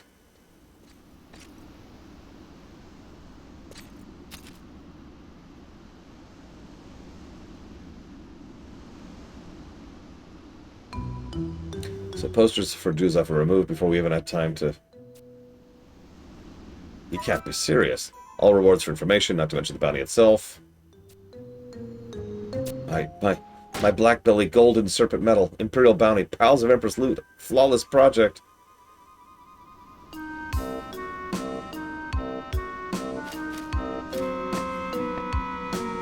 President Naja? Fly, my pretties. Oh, I see, the poison has finally taken effect. Look in the sky, 2,000 imperial gold pieces fly away. I think her saucer's tipped over.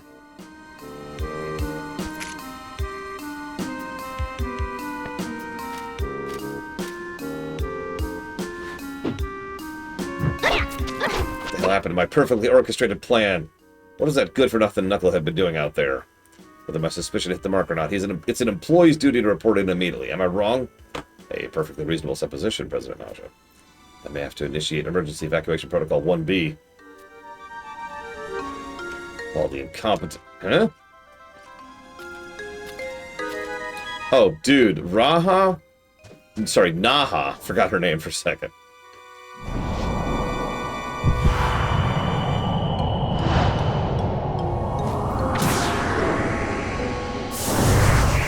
Nice catch.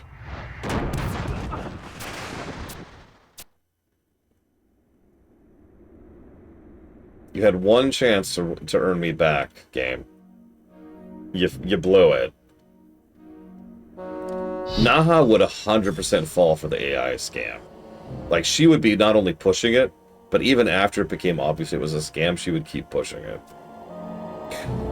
900 years. For 900 years, emperors throughout history have dreamed of seeing the scattered remnants of the Iron Colossus thus brought together. For this purpose alone, we have fought in countless fruitless conflicts, both within and without the Empire, in search of lost quintessences.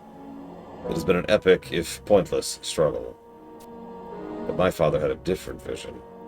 Yes, it was innovative that devised the notion of manufacturing a Colossus, as well as the quintessences using our own resources and technology. There's always a way. If you cannot find one, create one. Another of his famous sayings. And you, my lord, are doing a splendid job of following in his footsteps. You're just like your father. Spare me your platitudes. My father's idea was merely a catalyst. I have my own vision, my own path to glory. I meant no offense, Grand Vizier. How can we know that Alexander will choose to manifest in a mechanical giant as he once infused the Iron Colossus? This is not the time to waver. It said that Alexander only favors the strongest among us. According to my calculations, our mechanical creation has many times the destructive power of the Elsdal construct. I have no doubts concerning its worthiness. Alexander is but awaiting his moment of resurrection. Everything I've worked towards has been in preparation for that glorious day. Yes, it will be glorious. But let's not jump ahead of ourselves. First, we must unravel the Gordius. What an unexpected taste of irony. Who would have suspected she had made such modifications to the automatons I designed? It was an oversight on our part. Nashmira's mother, Jubliel, was an eccentric woman, but none could fault her intelligence. Yes, a brilliant scholar. Before I enlisted as her pupil, Jubliel was well known in the academic community for her work in deciphering complicated scrolls of Walhalran's philosophy. When I was still a boy, she instructed me in the arts of puppet master. The device she invented to instill behavioral patterns made it simple for even a beginner like myself to make Miejing move in the most lifelike manner. Ah, the concept of programming. I must admit I am dumbstruck by her ideas. If only we'd realized how much truth was contained in her ramblings. Everything is born from the Gordius. Yes, I'm officially too late, Blairduel. What of Nashmira? She remains secluded in her chambers. Stubborn child. Your orders? Tell her this. If she cooperates in unlocking the puppet's secrets, I will reconsider Luzaf's fate. Should she refuse, I have no choice but to dismantle Avzhang and Miang for Gatsog to analyze. Understood. Keep strict guard. She is not to slip away again. Do you truly mean to release Luzaf? Of course not. However, he reappeared just as we were completing the Mechanical Colossus. It can be no coincidence. Do you believe there's a connection? It is possible. And until we know the significance of the connection, I intend to keep Luzaf alive. But if you... Don't worry. I will not allow this underworld apocalypse of theirs to occur. All the keys to the Age of Judgment lie in the palm of my hand. I will keep him under control, even should he become the incarnation of a god. Ow.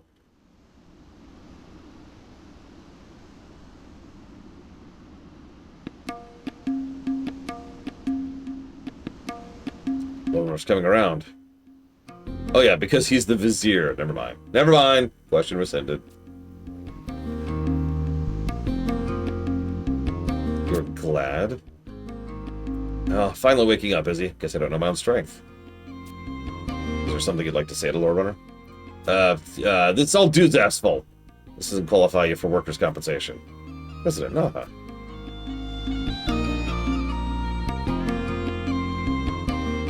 Sorry about cracking your head, Lord Runner. Baka. Now, don't you have some kind of report for me? Actually, I do. Why don't you say something? Because you beamed me over the head with a mace? Ready? Things are moving too fast. This is not for the likes of you two. Scoot a bit so I can concentrate. And there's our day timer, which we are 1 hour too late to even start. Not that I can think of off the top of my head, Mr. Red. Mr. Head. I like it. Whatever you do, don't go to Mr. Bed. Let's come over the president. She never wants to spend time thinking. Hope thinking doesn't lead to one of her tantrums. Well, at least the loss of Duzaf's bounty seems to have blown over without any casualties. Oh, I didn't mean to make light of your injury. You take care of that bump. Come back tomorrow. Literally tomorrow. Lord Runner, I'm glad to have found you. Do these cutscenes never end? Oh my god! Like, I wasn't really trying for this particular timer, but god damn! I would have failed miserably.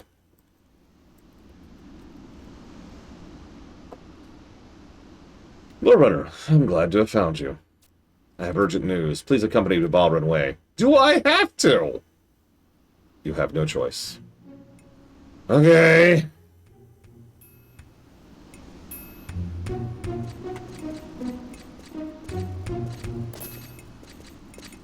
The Divine Empress Najmira II has been stripped of her authority, and the Grand Vizier now controls the government. Events have transpired just as His Highness feared they would. The prince is acquainted with the current empress, having once accepted an invitation to visit Ottergon as a guest of the state. I know nothing of the events that occurred during that time. However, His Highness is fervently confident of Empress Nashmira's ability to navigate a righteous course for her nation. Sir Travails. Isn't this place a little open for holding an emergency council? Aren't you worried about spies? What if we're targeted for random surveillance? Pleasure to see you again, Roden. Oh, and by the way, I've been ordered to cease all exchange of information with non-Windurstian agents. We discovered facts about the astral candescence that would knock your starch out of your stuffy Elvon shirt. Dr. Shen, Lady Karadababa forbade me to speak of it to anyone. Wait, what's that delightful aroma? I think I smell kebabs. I'll just mosey over and grab a bite to eat while we're waiting for everyone to get here.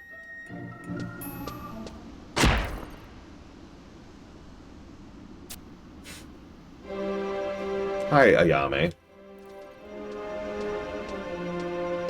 What a pleasant surprise. I did not expect a Mithril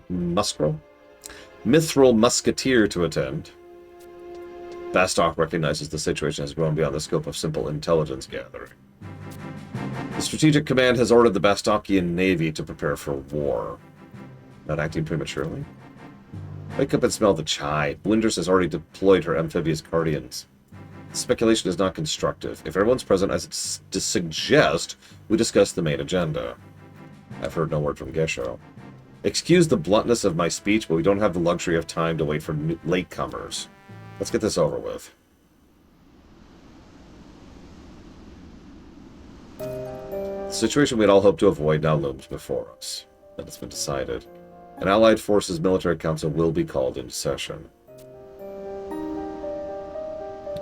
Such a council has not been called since the end of the Great War.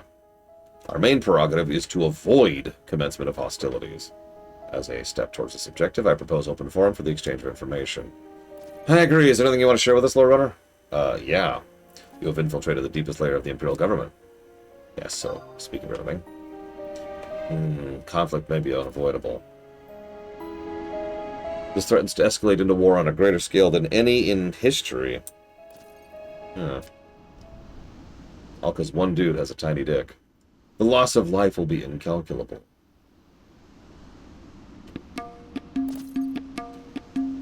Oh, and then we're done? Okay.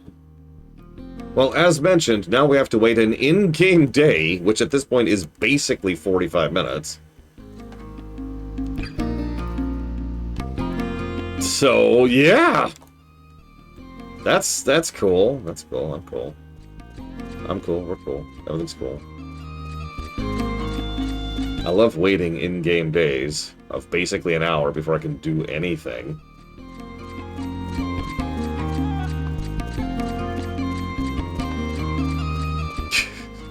So yeah. No, I'm cutting off for the night. Blade Taval has the right of it. I have other things I can do tonight other than standing here for 40 minutes. Or whatever it is at this point. I'm just going to kind of get in position here so I know where I'm going next.